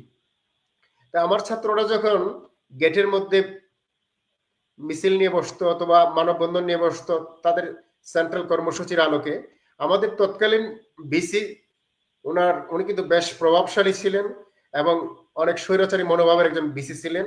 ওনার মানে নেক নজর থেকে বা বদ নজর থেকে কেউ কিন্তু বাঁচার সুযোগ ছিল না। ওনার কিচেন ক্যাবিনেট, এই ক্যাবিনেটের মেম্বাররা অনেকে এখনো বর্তমান, অনেকে এখনো অনেক শক্তিশালী। ওনারা কিন্তু বিভিন্নভাবে কোন কোন ছেলে এই আন্দোলনে আছে তাদের তালিকা করে সংশ্লিষ্ট ডিপার্টমেন্টে বিভাগীয় প্রধান এবং ছাত্র উপদেষ্টার মধ্য দিয়ে তাদেরকে নির্লিপ্ত করার জন্য, যাতে আন্দোলনে না আসে সেই জন্য কিন্তু চেষ্টা করা হয়েছিল। এমনই একজন সমন্বয়কের সাথে আমার পরিচয় আছে, যিনি কোনো এক বিভাগের প্রধানের, যে আপনার আয়নাগর বলেন অথবা কাস্টডি বলেন অথবা তাদের ইন্টারোগেশন সেলেই বলেন, সেলে কিন্তু প্রথমবার সে মুখোমুখি হয়েছিল। দুর্ভাগ্যক্রমে হোক আর সৌভাগ্যক্রমে হোক, যে আজাদ স্যার বললেন না যে সিসি ক্যামেরা তো সর্বত্র, আমার চোখেও কিন্তু এই ঘটনা আমি দেখেছিলাম। কিন্তু 5ই আগস্ট পরবর্তী যেহেতু ছাত্রদের বিজয় আসছে, ছাত্রদেরকে আয়নাগরে যেতে হয় নাই, আমরা যারা টুকটাক র্যালিতে গিয়েছিলাম আমরাও কেউ আয়নাগরে যেতে হচ্ছে না। আমরা এখন প্রভাবশালী নতুন বাংলাদেশের, মানে যে আজকের যে বাংলাদেশ, সেই বাংলাদেশে আমরাও অংশীদার। সেই সমন্বয়ক কিন্তু সেই ইন্টারোগেশন সেলের যিনি কর্মকর্তা বা আয়নাগরের যিনি কর্মকর্তা, উনি কিন্তু বহাল তবে এখনো বড় পদে আছেন এবং স্বাভাবিকভাবে যেহেতু এটা একটা প্রশাসনিক পদ, এই পদে থাকবেন, তার কাছে কিন্তু বেশ আদরের। এখন দেখছি সব কাজে কিন্তু তার নাম আসে। এই যে আমাদের দ্বিচারিতা, এই যে আমাদের মুনাফিকি মনোভাব, এটা যদি শিক্ষকের থাকে তাহলে এই শিক্ষককে আমরা ব্যক্তিত্ব সম্পন্ন শিক্ষক বলতে পারি না। শিক্ষকের থাকতে হবে ব্যক্তিত্ব, শিক্ষকের থাকতে হবে সহনশীল মনোভাব, শিক্ষকের থাকতে হবে অন্যের মতকে সম্মান দেওয়ার মতো মনোভাব। আমি যখন লিখলাম শব্দ সন্ত্রাস নিয়ে, শব্দ সন্ত্রাস লেখার মধ্য দিয়ে কিন্তু কেউ কেউ হয়তো বুঝতে পারে নাই, আমাকে অনেকটা ইহুদি খ্রিস্টানের সাথেও কিন্তু তুলনা করে ফেললো। আমি কিন্তু ঠান্ডা মাথায় সেই প্রশ্নগুলোর উত্তর দিয়েছি। অর্থাৎ সামাজিক যোগাযোগ মাধ্যমে আমি এমন কোনো উত্তর দেই নাই যে উত্তরের মধ্য দিয়ে আমার অসহনশীল মনোভাব প্রকাশ পায়। বিভিন্ন কারণে কিন্তু আমরা অনেকটাই সবকিছুকে আমরা নিজের মাঝে নিয়ে আসি, যাই কিছু ঘটতেছে আমরা আমাদের চরিত্রের সাথে মিলাই। আমরা যদি আমাদের পূর্ববর্তী ভাইস চ্যান্সেলরের কথা চিন্তা করি, উনি যখন এই ক্যাম্পাসে আসলেন, আসার সাথে সাথে যেহেতু আমাদের আবার ভাইস চ্যান্সেলরদের একটা বিষয় হচ্ছে ওনারা তো অনেক বয়স্ক, ওনাদের ফ্যামিলি কিন্তু সাধারণত ঢাকা থেকে সিলেটে শিফট হয় না বা বিভিন্ন প্রান্তিক বিশ্ববিদ্যালয়গুলোতে শিফট হয় না। ওনারা যেহেতু একা আসেন, ওনাদের সকালবেলায় মর্নিং ওয়াক করে ডাইনিং টেবিলে খাইতে বসে, মানুষ লাগে। তো এই যে মানুষ কারা, মানুষ তো আমার মতো কেউ যাবে না, কারণ যাদের পার্সোনালিটি আছে, যাদের মিনিমাম ব্যাকবোন আছে, যাদের মিনিমাম ব্যক্তিত্বের ন্যূনতম চাহিদা আছে, তারা কিন্তু এই কিচেন ক্যাবিনেটে যাবে না, তারা কিন্তু এই ডাইনিং এ প্রতিদিন খাইতে বসবে না, সকালবেলা হাঁটতেও যাবে না, তারা হাঁটতে যায় না। আবার সাম্প্রতিক সময় দেখা যাচ্ছে কি প্রার্থনাতে অনেক মানুষের ভিড়, কারণ আমাদের মাননীয় ভাইস চ্যান্সেলর ফজর থেকে আসা পর্যন্ত নামাজ পড়েন। অতএব এই নজর পাওয়ার জন্য কিন্তু মসজিদে উনি যেদিন ঢাকায় থাকেন ওই দিনের উপস্থিতি, আর উনি যেদিন ঢাকায় থাকেন না সিলেটে থাকেন, এই দুই উপস্থিতির মধ্যে কিন্তু পার্থক্য দেখা যায়। কেন? এখানে কিন্তু প্রশ্ন থেকে যায়। এই প্রশ্নটা হচ্ছে কি আমাদের ব্যক্তিত্বের। যিনি ভাইস চ্যান্সেলর আসলেন, উনার কিন্তু এখানে কোনো দায় না। উনি ওনার স্বভাব সুলভ ভাবে, ওনার যে মানে একাডেমিক যে মনোভাব, সেই দিয়ে হয়তো উনি সামনে যাবেন, কিন্তু ওনার আশপাশে চারিপাশে কিন্তু ভালো মানুষের চেয়ে চাটুকারদের বেশি ভিড় হয়ে যায়। এই ভিড় হওয়াটাই কিন্তু মূলত শিক্ষকদেরকে দলীয় প্রীতির দিকে, লেজর বৃত্তির দিকে আকৃষ্ট করে। সবাই ভাবে বা কেউ কেউ ভাবে যদি আমরাও যদি এরকম ভাবে কাছাকাছি যেতে পারি তাহলে হয়তো ভালো পথ পেতে পারি, ভালো দিকে যেতে পারি। এই যে যাওয়ার এবং ভাবার, এর মধ্যে দিয়ে কিন্তু ব্যাকবোনটা চলে যায়। আরেকটা ঘটনা যদি বলি, যে বিভিন্ন ছাত্র সংগঠনে কিন্তু কমিটি ঘোষণা হচ্ছে, ছাত্র সংগঠন কমিটি ঘোষণা করছে, ভালো বিষয়। এটা একটু একটু ইন্টারাপ্ট করি আপনার সাথে। এই যে আপনি বললেন যে শিক্ষকরা যে ছাত্রদের, তো এখানে যেহেতু আপনার লেখা যখন পড়ছিলাম অনেক কমেন্টস এসেছিল, সেখানে এরকম একটা কমেন্টস ছিল যে আমি নিজেও একটা কমেন্টস করেছিলাম যে এই যে শিক্ষকদের কথা আমরা বলছি, যে লেজুর ভিত্তিকের কথা বলছি, এখানে কিন্তু শিক্ষকরা এখন অভিভাবকের থেকে ছাত্রদেরকে মানে এই যে পদ পদবি পাওয়ার জন্য তেল মারা, যদি আমরা বলে থাকি যে তেল দিতে ব্যস্ত সবাই, এই জায়গাটা আসলে কিভাবে দেখেন আপনি? না, ওই সেই কথাটাই বলতেছিলাম। যেমন ধরেন বিভিন্ন রাজনৈতিক সংগঠন, ছাত্র সংগঠনের নতুন কমিটি আসছে এবং বহুদলীয় গণতন্ত্র প্রতিষ্ঠিত হোক, সেটা কিন্তু আমাদেরও চাওয়া। সব দল মতের চর্চা হোক, সেটা কিন্তু আমাদেরও চাওয়া। কিন্তু একজন শিক্ষকের চাওয়া হচ্ছে সে সত্যকে সত্য বলবে, মিথ্যাকে মিথ্যা বলবে, ভালোকে ভালো বলবে, খারাপকে খারাপ বলবে। কিন্তু একজন শিক্ষকের দায়িত্ব না এই কমিটি সবার নাম সংগ্রহ করে ঘোষণা মানে গোপনে তাদেরকে মোবাইলে কংগ্রাচুলেশন দেওয়া, কমিটি ঘোষণার সাথে সাথেই অভিনন্দন দেয়া। এই যে লেজুর ভিত্তিক, ছাত্রের সাথে লেজুর ভিত্তিক এবং দলের সাথে লেজুর ভিত্তিক, এই মনোভাবের কারণে কিন্তু আমরা সবার কাছে মানে যে সম্মানটুকু পাওয়ার কথা সেই সম্মানটুকু পাচ্ছি না। আর আপনি যে জিনিসটা বললেন না, সাম্প্রতিক সময়ে কিন্তু নতুন একটা মেরুকরণ আসছে, নতুন একটা বন্দোবস্ত আসছে, যে আমরা অনেকেই কিন্তু পদ পদবি পাওয়ার জন্য ছাত্রের ধারস্থ হচ্ছি। ছাত্রের কাছে আমরা সিভি জমা দিচ্ছি বা ছাত্রের মাধ্যমে তদবির করাচ্ছি। যেহেতু বর্তমান সরকারের ছাত্র উপদেষ্টা আছেন অথবা ছাত্রদের দ্বারা গঠিত যে রাজনৈতিক দল, সেই রাজনৈতিক দল জুলাই বিপ্লবের একটা অন্যতম এবং সিংহদার বাঘ দাবিদার, সো তাদের বর্তমান সরকারের সাথে আবারও আমরা আসবো, কারণ যেহেতু আজকে এই শিক্ষকতায় লেজুর ভিত্তিক প্রবণতাটা আপনারই লেখা এবং আপনার টাইটেলটা নিয়েই আমি আজকে আমাদের প্রোগ্রামটা সাজিয়েছি। তো আপনাকে দিয়ে যেহেতু অনুষ্ঠান শেষ করব, অনেকক্ষণ আমাদের সময় হয়ে গেছে, আমাদের দুই অতিথিরাও আছেন। তাহমিনা ইসলাম কিন্তু আপনাকে আবারও কমেন্টস করেছেন যে ডাবল স্ট্যান্ডার্ড ছড়িয়ে আছে চারপাশে, সত্য ভাষণের জন্য ডক্টর সোহেলকে অভিনন্দন। একদম তাই, উনি অনেক সাহসিকতার পরিচয় দিচ্ছেন। আমাদের সাথে আরো যুক্ত হয়েছেন মার্গারেট মধু এবং শাহ আলম রাফি এবং সাবাত চৌধুরী, আরো অনেক কমেন্টস করছেন। ধন্যবাদ আপনাদেরকে আপনারা যুক্ত হওয়ার জন্য। একটু আগে প্রফেসর নুরুদ্দিনের কাছ থেকে জানতে চাইবো একটা জিনিস, মাথায় ঘুরছে, একটু জিজ্ঞেস করি, তারপরে আমাদের আজাদ সাহেবের কাছে যাব, তারপরে আমরা সোহেল সাহেবের কাছে বক্তব্য নিয়ে আমাদের সম্পূর্ণ অনুষ্ঠানটা আজকে আসলে শেষ করব। প্রফেসর নুরুদ্দিন সাহেবের কাছে কোশ্চেন হচ্ছে, শিক্ষক সমাজে লেজির ভিত্তিক যে এই যে মনোভাবের কথা আমরা আমাদের সোহেল সাহেব লিখেছেন, এখান থেকে আমরা আসলে কিভাবে বের হয়ে আসতে পারি বলে আপনার মনে হয়? আর আমাদের অনুষ্ঠানে এসে আপনার কেমন লাগলো এটা বলবো, জানালে আমরা খুব খুশি হব এবং আমরা কোনো পরবর্তী অনুষ্ঠানে আবারও আপনাকে আমাদের অতিথি হিসেবে পাবো বলে আশা করছি। ধন্যবাদ সঞ্চালক আমাকে প্রস্তাব করার জন্য। যে লেজুর ভিত্তিক মনোভাবটা কিভাবে আমরা মুক্তি পেতে পারি। আসলে শিক্ষক যদি হতে চায় কেউ, তাকে অবশ্যই সত্যকে সত্য বলতে হবে, মিথ্যাকে মিথ্যা বলতে হবে। যার মানে আমরা বলি সাদাকে সাদা, কালোকে কালো বলতে হবে। এখানে এই এই এই যে গুণের এই গুণের সাথে কম্প্রোমাইজ করা যাবে না। হ্যাঁ, এই জাতীয় শব্দ ব্যবহার করা যাবে না। যা সত্য তাই বলতে হবে, এইটুকু সৎ সাহস থাকতেই হবে। হ্যাঁ, এইটুকু যদি সৎ সাহস না থাকে তাহলে উনি শিক্ষক হতে পারবেন না।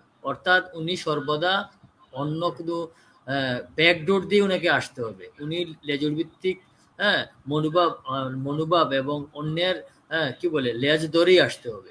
লেজ ধরে, অন্যের সাহায্য ধরে উনার ব্যক্তিত্বকে জলাঞ্জলি দিয়ে উনি মানে নিজের স্বার্থ উদ্ধার করতে হবে। আর যে উনি স্বার্থ উদ্ধার করতে গেলে উনি শিক্ষক হতে পারবেন না।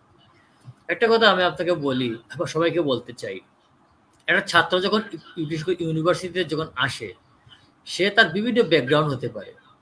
হ্যাঁ, সেই কিন্তু সন্ত্রাসী হয় না। হ্যাঁ, এখানে তাকে সে যে কোনো ব্যাকগ্রাউন্ড থেকে আসে, সে মানবিক হতে তার সমূহ সম্ভাবনা আছে মানবিক হওয়ার। সেই ক্ষেত্রে শিক্ষকরা হচ্ছে প্রধান ভূমিকা পালন করতে পারেন। শিক্ষকরা একমাত্র এন্টিটি যে কোনো ব্যাকগ্রাউন্ডের শিক্ষার্থীকে উনি মানবিক করতে পারেন।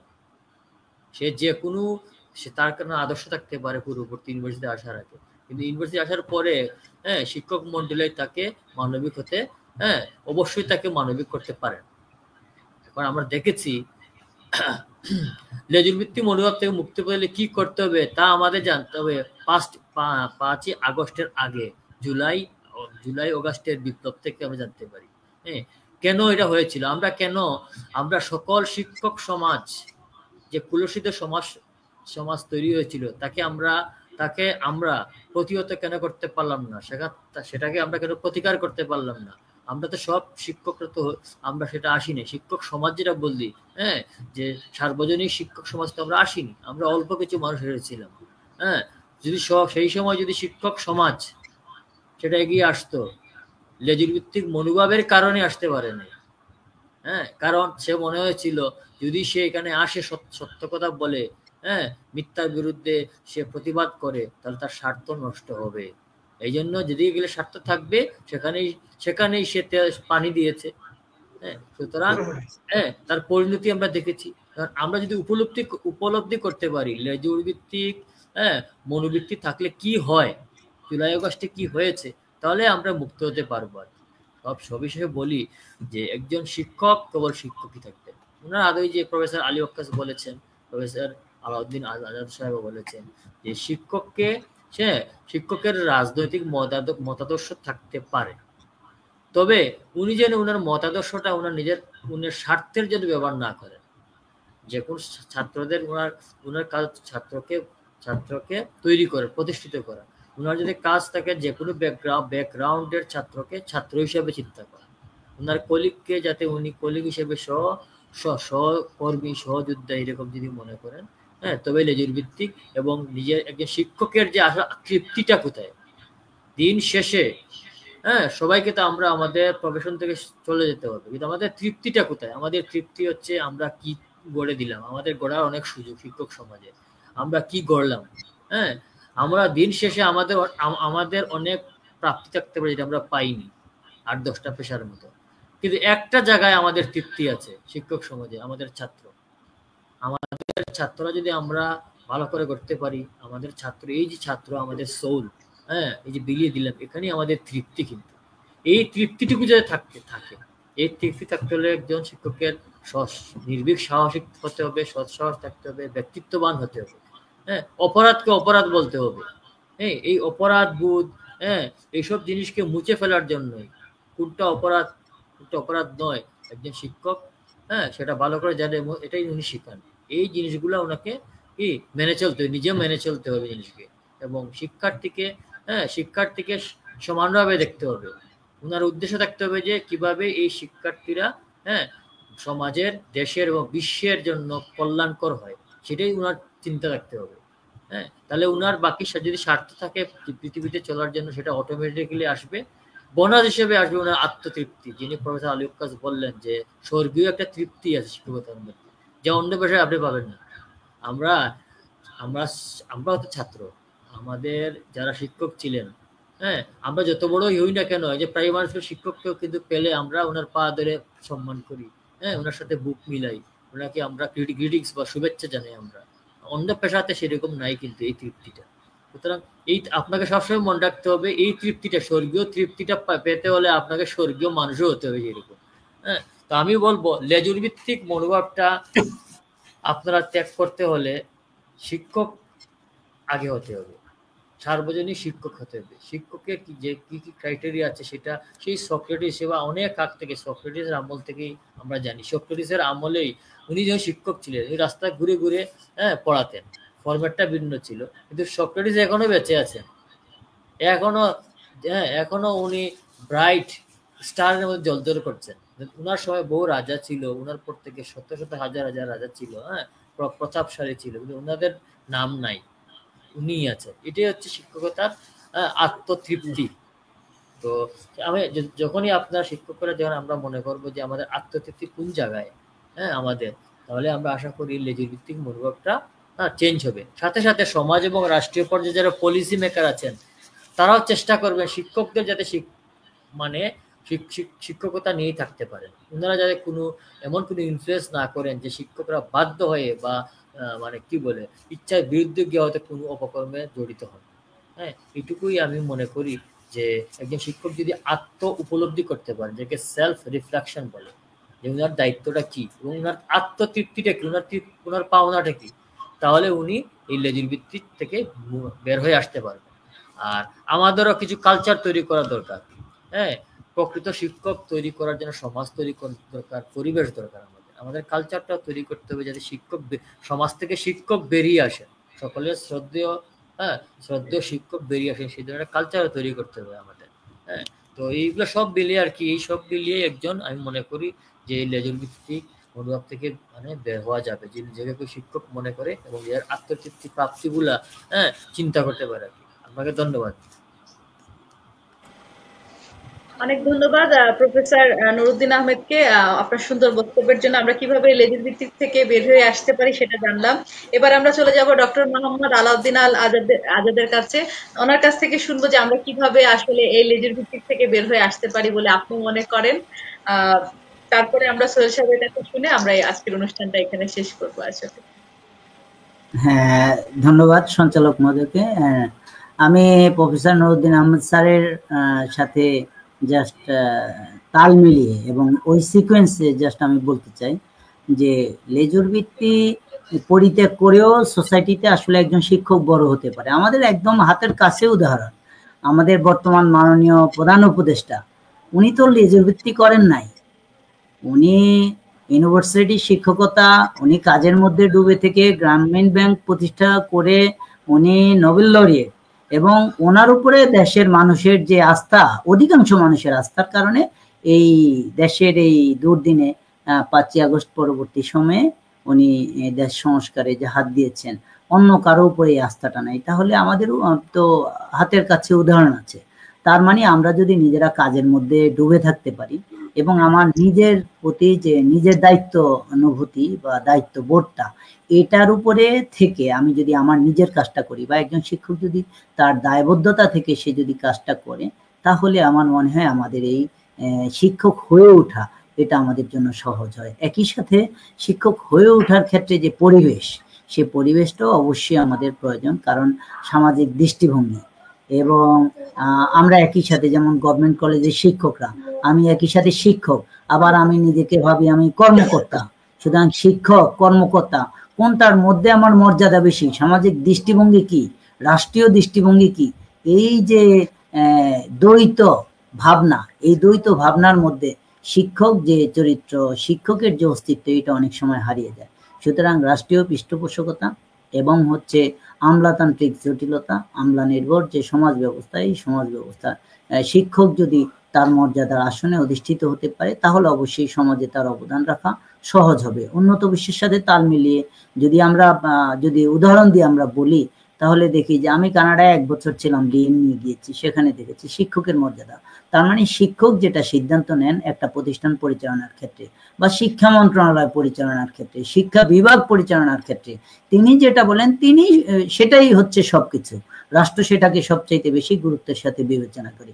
কিন্তু আমাদের তৃতীয় বিশ্বের এই দেশগুলোতে বা অনুন্নত দেশ বা আমাদের এই বাংলাদেশে এই বিষয়গুলো সেইভাবে বিবেচিত হয় না। সকল কিছুতেই আমলারা দেখবে, সকল কিছুতেই আমলা বুঝে, শিক্ষক বুঝে না, ডাক্তাররা বুঝে না। ডাক্তারের সেক্টরেও দেখা যাচ্ছে সেখানে আমলারা, শিক্ষা মন্ত্রণালয় সেখানে আমলারা, সবকিছুতে। তো এই বিষয়গুলো থেকে যদি রাষ্ট্র বেরিয়ে আসতে পারে, তাহলে শিক্ষককে যদি শিক্ষক হয়ে ওঠার ক্ষেত্রে সহযোগিতা করতে পারে, তাহলে শিক্ষকের ভূমিকা এবং জাতি গঠনে যে জাতির মেরুদণ্ড বা ব্যাকবোন সোজা করার ক্ষেত্রে তার যে ভূমিকা, সেটা যে সে পালন করতে পারে। আর না হলে তার নিজের ব্যাকবোনই তো সোজা না, সুতরাং তার অবদানটা সে কিভাবে রাখবে?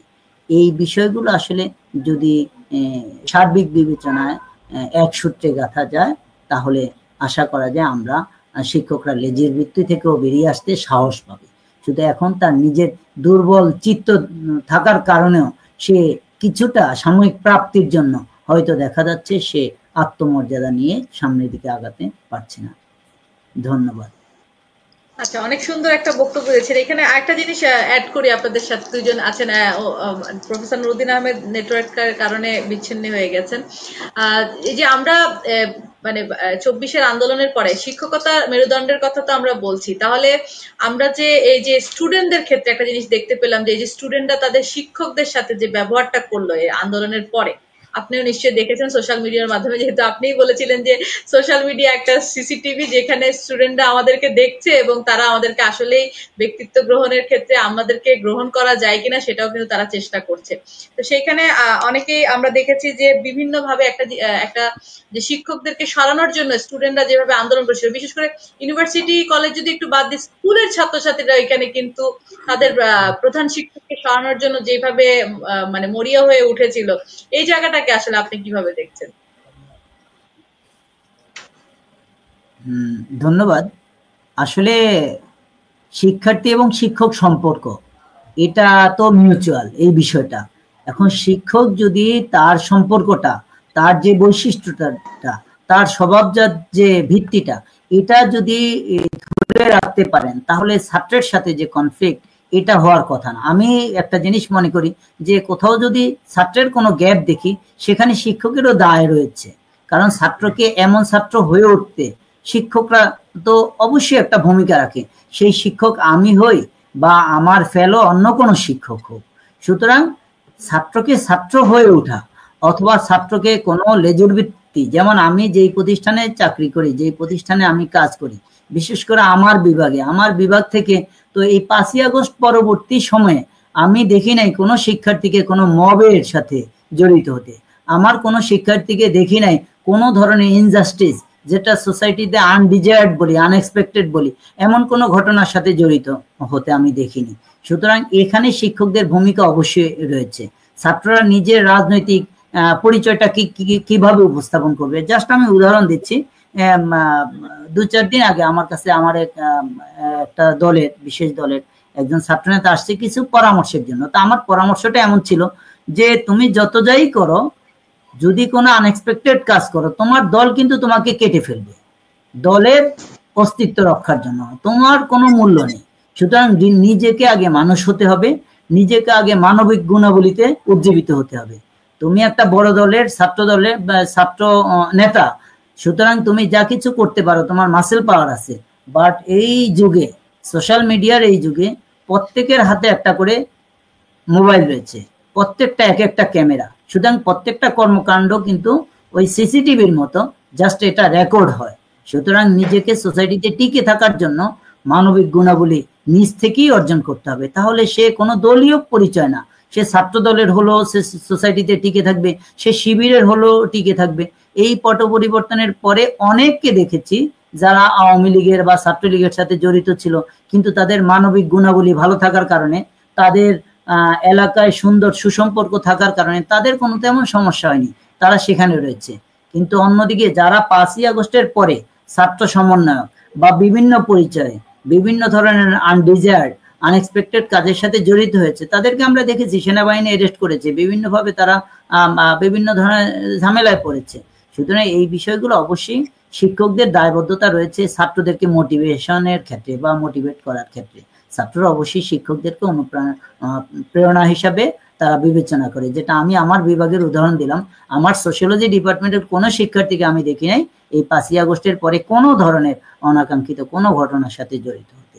সুতরাং আমি বিশ্বাস করি শিক্ষক যদি ছাত্রদেরকে এই বিষয়টা এইভাবে ডিল করেন, তাহলে বিষয়গুলো অবশ্যই সোসাইটিতে ইতিবাচক রোল প্লে করবে, ইতিবাচক ভূমিকা পালন করবে আমি মনে করি। অনেক ধন্যবাদ, অনেক সুন্দরভাবে আমাদেরকে বুঝিয়েছেন। আমরা প্রায় অনুষ্ঠানের শেষ পর্যায়ে চলে আসছি। এখন আমরা চলে যাব আসলে যিনি আমাদের আজকের বিষয়ের লেখকের কাছে যাব। ডক্টর মোহাম্মদ আলাউদ্দিন আল আজাদ এবং প্রফেসর ডক্টর নুরুদ্দিন আহমেদকে অনেক ধন্যবাদ যে আপনারা আমাদের সাথে যুক্ত হয়েছেন, এবং প্রফেসর ডক্টর আলী আক্কাস সোহেলকে অনেক অনুপ্রেরণা দিয়েছেন যে তার লেখা যাতে আরো চালিয়ে যায়। আমরা চাইবো ওনার লেখা, ওনার কলম যাতে বন্ধ না হয়, উনি যাতে আরো এগিয়ে যান। ওনার কলমের শক্তিতে আমরাও যাতে কিছু কমেন্টস লিখতে পারি, আমাদেরও যাতে সৎ সাহস থাকে, সাদাকে সাদা এবং কালোকে কালো বলতে পারি। সেই সৎ সাহস নিয়েই কিন্তু আমাদের জীবনে এগিয়ে যেতে হবে। শিক্ষকতার মতো মহান পেশায় আসতে হলে অবশ্যই আপনি আপনার নিজের মেরুদণ্ডকে এমন ভাবে তৈরি করুন যাতে আপনি একজন মানুষের ব্যক্তিত্বে পরিণত হতে পারেন। আসলে ব্যক্তিত্ব জিনিসটা কি, সেই বিষয় নিয়েও আমরা খুব শীঘ্রই একটা প্রোগ্রাম তৈরি করে আসব। কারণ চরিত্র এবং ব্যক্তিত্ব এই দুইটি জিনিস আর শিক্ষকতা পেশা এগুলো কিন্তু একটা একটার সাথে আসলে জড়িত। সেই বিষয়গুলো নিয়েও কিন্তু আমরা আলোচনা করবো। আর আমি চাইবো এই বিষয়গুলো নিয়ে, যেহেতু কলামিস্ট হিসেবে আছেন এবং আপনি কলেজে আছেন, প্রফেসর নুরুদ্দিন আহমেদ একটা ইউনিভার্সিটিতে আছে, আপনারা আরো লিখেন আপনাদের সাহসিকতার কলম যাতে আরো অনেক মানুষের কাছে ছড়িয়ে যায় এবং আপনারা আপনাদের জায়গায় সুস্থ থাকেন এবং সুন্দর চিন্তা করতে পারেন এবং ভালো চিন্তা করতে পারেন। চলে যাচ্ছি ডক্টর আলী আক্তার সোহেল সাহেবের কাছে। একটা জিনিস বলছিলেন আমাদের আজাদ সাহেব, যে সিসি ক্যামেরার কথা, আবার এই যে 5ই আগস্টের পরে সবাই পালিয়ে যাওয়ার কথা, এই জায়গাটাতে একটু পয়েন্ট করতে যাচ্ছি। আপনাকে কেউ একজন কমেন্টস করেছেন যে শিক্ষকতা পেশায় এসেও কেন অনেককে পালিয়ে যেতে হলো, হয়তোবা রাজনৈতিক কারণে। আওয়ামী লীগ যেহেতু আমরা বলছিলাম, সেক্ষেত্রে আওয়ামী লীগের অনেক নেতা কর্মীরা হয়তোবা পালিয়ে গেছে আমরা বলছি, কিন্তু শিক্ষকরা কেন আসলে পালাতে হবে, এই জায়গাটা আসলে আপনি কিভাবে দেখছেন? আর আজকে যেহেতু আপনার লেখার ভিত্তিতেই আমরা আজকের প্রোগ্রামটা করেছি, যে শিক্ষকতায় লেজুর ভিত্তিক প্রবণতা, এই জিনিসটা তো যেহেতু যে দুইটা প্রশ্ন আমি আমাদের দুইজন অতিথি যে বিজ্ঞ ছিলেন তাদের কাছ থেকে জানলাম যে এটা থেকে আমরা কিভাবে পরিত্রাণ পেতে পারি, তো সেই জিনিসটা আপনি বলবেন এবং আপনার বক্তব্য শুনতে শুনতেই আমরা আসলে আজকে বিদায় নিব। আপনার কাছ থেকে শুনতে চাই। সত্যিকার অর্থে অনেকক্ষণ ধরে কিন্তু আমরা কথা বলছি, আর এই মুহূর্তে কিন্তু আমি নিজকে বেশ সাহসী এবং বলা যায় বেশ স্বাচ্ছন্দ্য বোধ করছি। কারণ হচ্ছে কি, এই যে এতগুলো মানুষের ভালোবাসা, আমি আমি দুইটা ভালোবাসাই কিন্তু পজিটিভ ভাবে দেখছি। যারা সরাসরি আমাকে ফেসবুকে কমেন্টস দিয়েছেন বা সরাসরি কথা বলেছেন, পাশাপাশি ইনবক্সে এত বেশি মানুষ সহানুভূতি জানিয়েছেন, যেটা আসলে বলা খুব কঠিন। যদিও ওনারা হয়তো ইয়েতে সরাসরি বলেন নাই, বা বিভিন্ন কারণে বিভিন্ন ইন্ডিকেটর থাকে, বিভিন্ন হিসাব নিকাশ থাকে, বিভিন্ন কারণে মানুষ সবকিছু বলতেও পারে না। এই সবকিছু মিলে আসলে সবার পক্ষে সবকিছু বলা যায় না। আর এটা হচ্ছে কি, একেবারে বিপরীত যাত্রার মানুষ যারা, তারাই কিন্তু এসব বলতে পারে। আমি যদি 5ই আগস্টের পরে চুপ থাকতাম, আমি যদি কলম না চালাতাম, তাইলে হয়তো আমিও ছোটখাটো একটা পদ হয়তো পেয়ে যেতাম। আসলে পদ পাওয়ারও যদি হয়তো মুখ্য বিষয়, সেই ক্ষেত্রে একটা বিষয়, আর চালিয়ে যাওয়ার মধ্যে কিন্তু আরেকটা বিষয়। তো আমার কাছে খুব ভালো লাগতেছে যে এই যে প্রফেসর আলাউদ্দিন আল আজাদ, প্রফেসর নূর এবং আপনারা, এই যে আমার একটা লেখাকে কেন্দ্র করে আপনারা এই যে জটফট বা খুব তৎক্ষণাৎ একটা প্রতিক্রিয়াতে আপনারা একটা প্রোগ্রাম করেছেন, সেটা আমাকে বেশ অনুপ্রাণিত করেছে এবং ভবিষ্যতে পথ চলা বেশ রসদ যোগাবে বলে আমি মনে করি। একটা প্রশ্ন আসছে যে বিশেষত যে 5ই আগস্টের তো আসলে একটা বলা যায় একটা অদ্ভুত বিষয়, যে সব এমপি পালায়ে গেছে, মন্ত্রী সব পালায়ে গেছে, ইভেন সেনানিবাসে ভাইস চ্যান্সেলররা কিন্তু অনেকেই কিন্তু আশ্রয় নিয়েছে। এই যে সেনাবাহিনীর যে লিস্ট, তাতে দেখলাম রাজশাহীর ভাইস চ্যান্সেলর সহ আরো অনেক ভাইস চ্যান্সেলর, ঢাকার অনেক বড় বড় শিক্ষক কিন্তু সেনাবাহিনীতে গিয়েছিলেন। আসলে এটা কিন্তু খুব কষ্টের কথা। যিনি প্রশ্ন করেছেন আমি তার সাথে শতভাগ একমত। একজন শিক্ষককে কেন পালাতে হবে? তার মানে হচ্ছে কি, দুর্বৃত্তপনা বা চাটুকারিতা বলেন, লেজুর ভিত্তিক যে মনোভাব বলেন, আমরা কোন মাত্রায় গিয়ে পৌঁছেছিলাম, যেখানটা আসলে শিক্ষকের প্রবেশ করারই কথা না।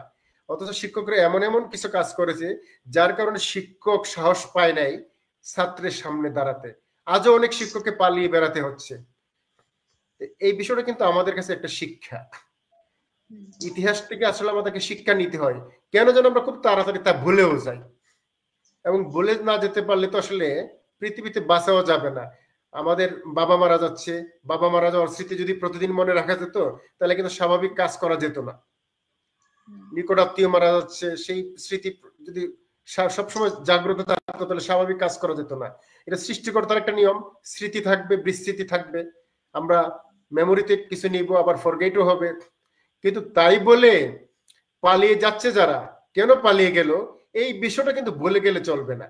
যদি ভুলে যাই, তাইলে ওই যে প্রফেসর আজাদ স্যার বললেন না, আগে তো এতটা সোশ্যাল মিডিয়া তো শক্তিশালী ছিল না, এত সিসি ক্যামেরা ঘরে ঘরে ছিল না। এখন সিসি ক্যামেরার পরিমাণ কিন্তু অনেক বেড়ে গিয়েছে। আমরা সাম্প্রতিক কয়েক মাসের আমল নামাই দেখি কিন্তু শক্তিশালী অবস্থানের পরেও ছাত্রদের অনেক খবর আসছে, প্রশাসনের খবর আসছে। ইতিমধ্যে বরিশালের ভাইস চ্যান্সেলর চলে গেছেন, ইতিমধ্যে খুলনা প্রকৌশলী বিশ্ববিদ্যালয়ের ভাইস চ্যান্সেলরকে চলে যেতে হয়েছে, ইভেন বরিশাল বিশ্ববিদ্যালয়ের পুরো সেট কিন্তু চেঞ্জ করা হচ্ছে। গতকাল আজকে দেখলাম যে আমাদের যে ক্রিকেট বোর্ডের সভাপতিকে চেঞ্জ করা হচ্ছে, অর্থাৎ এই আমলের নিয়োগ এই আমলের শেষ। তাহলে কি এই যে আপনার কখন কি ঘটবে সেটা কিন্তু বলা যাবে না। এই ক্ষেত্রে যে বিষয়টা হচ্ছে কি, আমাদেরকে আমরা অতীতে কি করলাম তা আসলে এই মুহূর্তে আর না ভেবে আমাদের আত্মসমালোচনা করা প্রয়োজন, আমাদের ভাবা প্রয়োজন। আমরা জাতির কারিগর, যে কথাটা এপিজে আব্দুল কালাম বলেছেন, বাদশাহ আলমগীরের উক্তিতেও আসছে শিক্ষকের যে সম্মান। আমরা যদি সম্রাট অশোকের কথা বলি, তাতেও কিন্তু চলে আসছে শিক্ষকের যে অবস্থান। এই মুহূর্তে যে জিনিসটা প্রয়োজন, একটা প্রবাদ আছে যে আপনি যদি 1 বছরের জন্য কোনো বিনিয়োগ করতে চান তাহলে ধানের চাষ করতে পারেন, যদি 10 বছরের কোনো বিনিয়োগ করতে চান তাহলে গাছ লাগাতে পারেন, আর যদি আজন্ম একটা বিনিয়োগ করতে চান যুগ যুগ ধরে আপনার ফল দিবে, তাহলে কিন্তু আপনার প্রজন্মকে কিন্তু পরিচর্যা করতে হবে। সেই প্রজন্ম পরিচর্যার দায়িত্ব কিন্তু আমাদের উপর। সেই প্রজন্মকে পরিচর্যা যদি সঠিকভাবে করতে না পারি তাহলে এর দায়ভার আমরা কোনোভাবে এড়াতে পারবো না। শিক্ষকদের আসলে 3টা গুণ থাকা দরকার। একটা হচ্ছে জবাবদিহিতা থাকতে হবে, একটা রেসপেক্ট থাকতে হবে, এবং রেসপন্সিবিলিটির প্রতি তার দায়বদ্ধতা থাকবে। এই সমস্ত বিষয় যদি আমরা মাথায় রাখি তাইলে আমাদেরকে পালাতে হবে না। শিক্ষক কেন পালাবে? শিক্ষক হবে সবার, শিক্ষকের সম্মান থাকবে অনন্য উচ্চতায়। কারণ শিক্ষার যে আউটপুট সেটার ফলাফল কিন্তু দীর্ঘমেয়াদী। শিক্ষার ফলাফল কিন্তু 1 বছরের জন্য না, শিক্ষার ফলাফল 10 বছরের জন্য না। সেই ফলাফলের যিনি গাছ পরিচর্যা করবেন, যিনি নিড়ানি দিবেন, সেই মানুষটাকেও পালাতে হয়। তাহলে আমাদের ভাবা দরকার যে আমাদের অবস্থানটা আমরা কতটুকু তলানির দিকে পৌঁছেছি। শিক্ষকরা আজকে প্রাইভেট ইউনিভার্সিটিতে ক্লাস নেওয়ার ক্ষেত্রে একটা নিয়ম আছে, একটা মিনিমাম পার্সেন্ট বিশ্ববিদ্যালয়কে দিতে হয়। আজকে দেখা যাচ্ছে কুমিল্লা বিশ্ববিদ্যালয়ের বর্তমান ট্রেজারার উনি প্রাইভেট ইউনিভার্সিটিতে ক্লাস নিচ্ছেন, উনারই সময়কার প্রজ্ঞাপন দেওয়া আছে বাইরে ক্লাস কেউ নিতে পারবে না, নিলে কর্তৃপক্ষের অনুমতি নিতে হবে। উনি বলেন যে না, এই বিষয়টা তো আসলে চলমান ছিল, আমার আসলে জানা ছিল না, অথচ সাম্প্রতিক সময়ের প্রজ্ঞাপন। তার মানে হচ্ছে কি আমাদের লোভ এবং লাভ থেকে একটু দূরে আসতে হবে। আর অন্যান্য পেশাতে যে লাভ লোভের বিষয় আছে সেই বিষয়টা কিন্তু তুলনা করা যাবে না। আমার কেন গাড়ি নাই, আমার কেন বাড়ি নাই, আমার কেন সুযোগ সুবিধা নাই, এই নাই ভাবার চেয়ে আমাদেরকে সবসময় ভাবতে হবে সব অবস্থায় কিন্তু আপনাকে স্যাটিসফ্যাকশন থাকতে হবে, আত্মতৃপ্তি থাকতে হবে। আপনার মাঝে যদি স্বর্গীয় সুখ আনতে হয় তাহলে কিন্তু আপনাকে সুখ অনুভব করতে হবে। আর সারাক্ষণ যদি আপনার ভাবনা থাকে আপনি শুধু চান আর আপনি চান, আপনার দলের মানুষ নিয়োগ পাবে, অন্য দলের মানুষ নিয়োগ পাবে না, সেইখানটা কিন্তু বৈষম্যহীন বাংলাদেশ বলা যাবে না। বৈষম্যহীন তখনই আমরা বলবো যোগ্য মানুষ যোগ্য স্থানে আসতে পারতেছে কিনা, যার প্রাপ্য সে তার প্রাপ্য পাচ্ছে কিনা।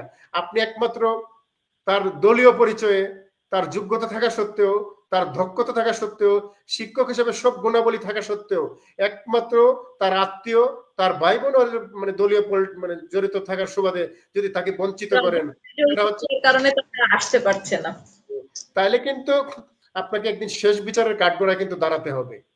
অতীতে যদি আমরা চিন্তা করি, অতীতে অনেক বৈষম্যের আমরা শিকার হয়েছি, নানাভাবে কিন্তু আমরা বৈষম্যের শিকার হয়েছে।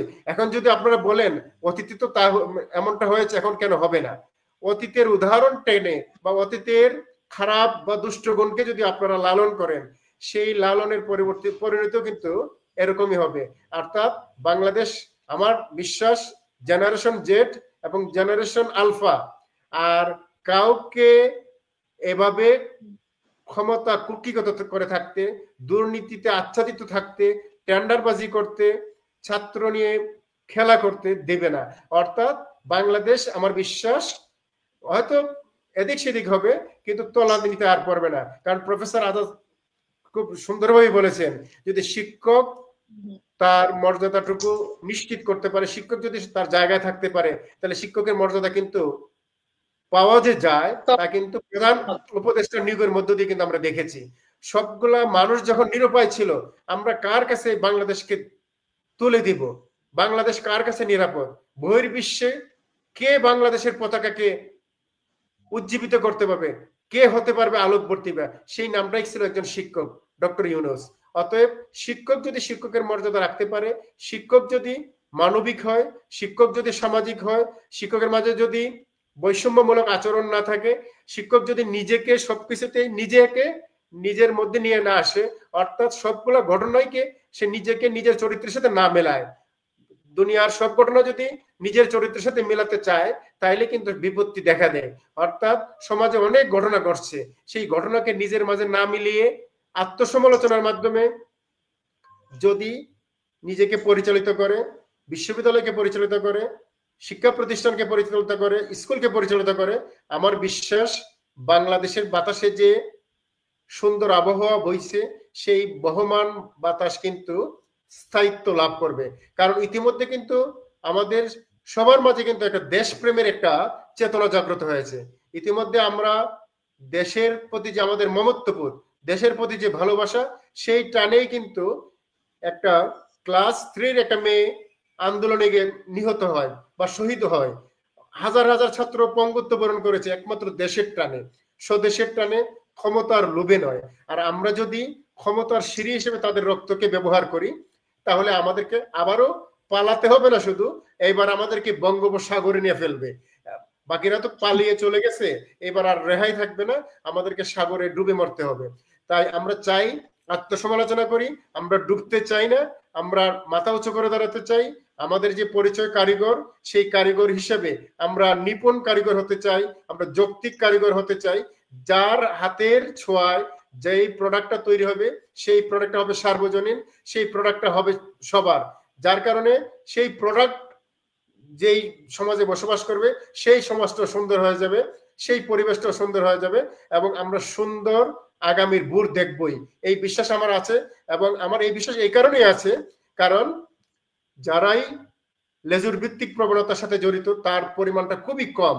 ইতিমধ্যে আমাদের যারা ছাত্ররা আছে তারা কিন্তু জানে কারা লেজুর ভিত্তি করে, কারা চাটুকারিতা করে, কারা দালালি করে। অতএব তারাও কিন্তু তাদেরকে ছাড় দিবে না, যেহেতু ইতিহাসও ছাড়বে না, প্রকৃত ছাড় দেয় কিন্তু ছেড়ে দেয় না। সেই বিশ্বাস থেকেই বলি আমাদের দিন বদল হবেই এবং আমরা সুন্দর আগামীর দেখা পাবই। আর সেই তাড়না থেকেই মূলত আমার এই উপলব্ধি, সেই আত্মসমালোচনা থেকে আমার উপলব্ধি যে শিক্ষকরা কেন লেজর ভিত্তিক প্রবণতায় জড়াবে। আমরা তো শিক্ষকদেরকে দেখতে চাই আলোকবর্তিকা হিসাবে এবং এমন শিক্ষকই আমরা চাই এবং এমন শিক্ষককে আমরা প্রত্যাশা করি। অনেক ধন্যবাদ, অনেক সুন্দর বক্তব্য আমরা শুনেছি professor Nuruddin Ahmed, professor doctor Alauddin Al Azad এবং প্রফেসর আলী আক্তার সোহেল। আমরা অনেক সুন্দরভাবে এই অনুষ্ঠানটা আজকে পরিচালনা করতে পেরেছি, আপনাদের মতো 3 জন গুণী শিক্ষককে আমার সাথে পেয়েছি, সেজন্য অনেক ধন্যবাদ। আর সাদাকে সাদা, কালোকে কালো বলতে হবে এবং নিজের নীতি নৈতিকতায় সুন্দরভাবে নিজেকে সুন্দর করে গড়ে তুলতে হবে। আরেকটা জিনিস যেটা বলেছেন সোহেল সাহেব, যে আত্মসমালোচনা করতে হবে আমাদের প্রতিনিয়ত, যেটা আমরা ছোটবেলা থেকে যদি আমরা সবসময় দেখি, নিজেদেরকে কিন্তু আয়নায় দেখতে, বিশেষ করে মেয়েরা তো অবশ্যই খুব পছন্দ করে, ছেলেরাও কিন্তু কম বেশি আয়না দেখতে ভুলে না, প্রতিদিনই একবার হলেও আয়নার সামনে যায়। তো সবসময় আমাদের যদি আমরা ধর্মীয় কুল থেকে চিন্তা করি তাহলে কিন্তু আমাদেরকে বলা আছে যে, যেহেতু আমরা মুসলিম কান্ট্রিতে আছি এবং আমরা মুসলমান, সেই হিসাবে বলি যে প্রতিদিন রাতে আমরা সারাদিন কি কি কাজ করলাম সেটা যদি আমরা একবার শুধু রাতে ঘুমানো যাওয়ার আগে চিন্তা করতে পারি তাহলে কিন্তু আমরা ভালো কাজ আসলে করতে পারবো। তো প্রত্যেকদিন যে ধর্মেরই হন না কেন, রাতে ঘুমানোর আগে শুধু আপনার নিজের দিনটা কিভাবে আপনি কাটালেন, কয়টা ভালো কাজ করলেন আর কয়টা খারাপ কাজ করলেন, এটাই যদি করতে পারেন, এই আত্মসমালোচনাই যদি করতে পারেন, তাহলেই কিন্তু দেখবেন আমরা একটা সুন্দর সমাজ আসলে গঠন করতে পারবো। আর চারিদিকে অনেক সিসি ক্যামেরা যেমন আছে, যেহেতু আজাদ সাহেব বললো, এদিকে একটু সবাই সতর্ক থাকবেন। আর শিক্ষকদের যাতে কখনো আর পালাতে না হয়, শিক্ষকরা যাতে সবসময় আমাদের আদর্শ হয়ে থাকেন, সেটাই আমাদের কাম্য থাকবে। আমরা নেক্সটে ব্যক্তিত্ব নিয়ে একটা প্রোগ্রাম করবো আশা করছি, সেই প্রোগ্রামেও আপনারা আমাদেরকে আজকে যেরকম সাপোর্ট দিয়েছেন, অনেক অনেক কমেন্টস হয়তো পড়তে পারিনি, আপনারা সবাই আরজে রিফার ফেসবুক পেজটি ফলো করবেন এবং লাইক এবং কমেন্টস দিয়ে আমাদের সাথে থাকেন। আর এরকম গুণী শিক্ষকদের যাতে আমরা সাপোর্ট করতে পারি এবং তাদের সহযোগিতা করতে পারি, সেই রকম আপনারা এরকম আমাদের কমেন্টস দিবেন এবং আমাদের সাথে থাকবেন আশা করছি। আর সোহেল সাহেব, আপনার কলম যাতে বন্ধ না হয়, আজাদ সাহেবকেও বলবো যে আপনারও মুখ যাতে বন্ধ না হয়, ফেসবুকের মাধ্যমে হোক লেখা চালিয়ে যান।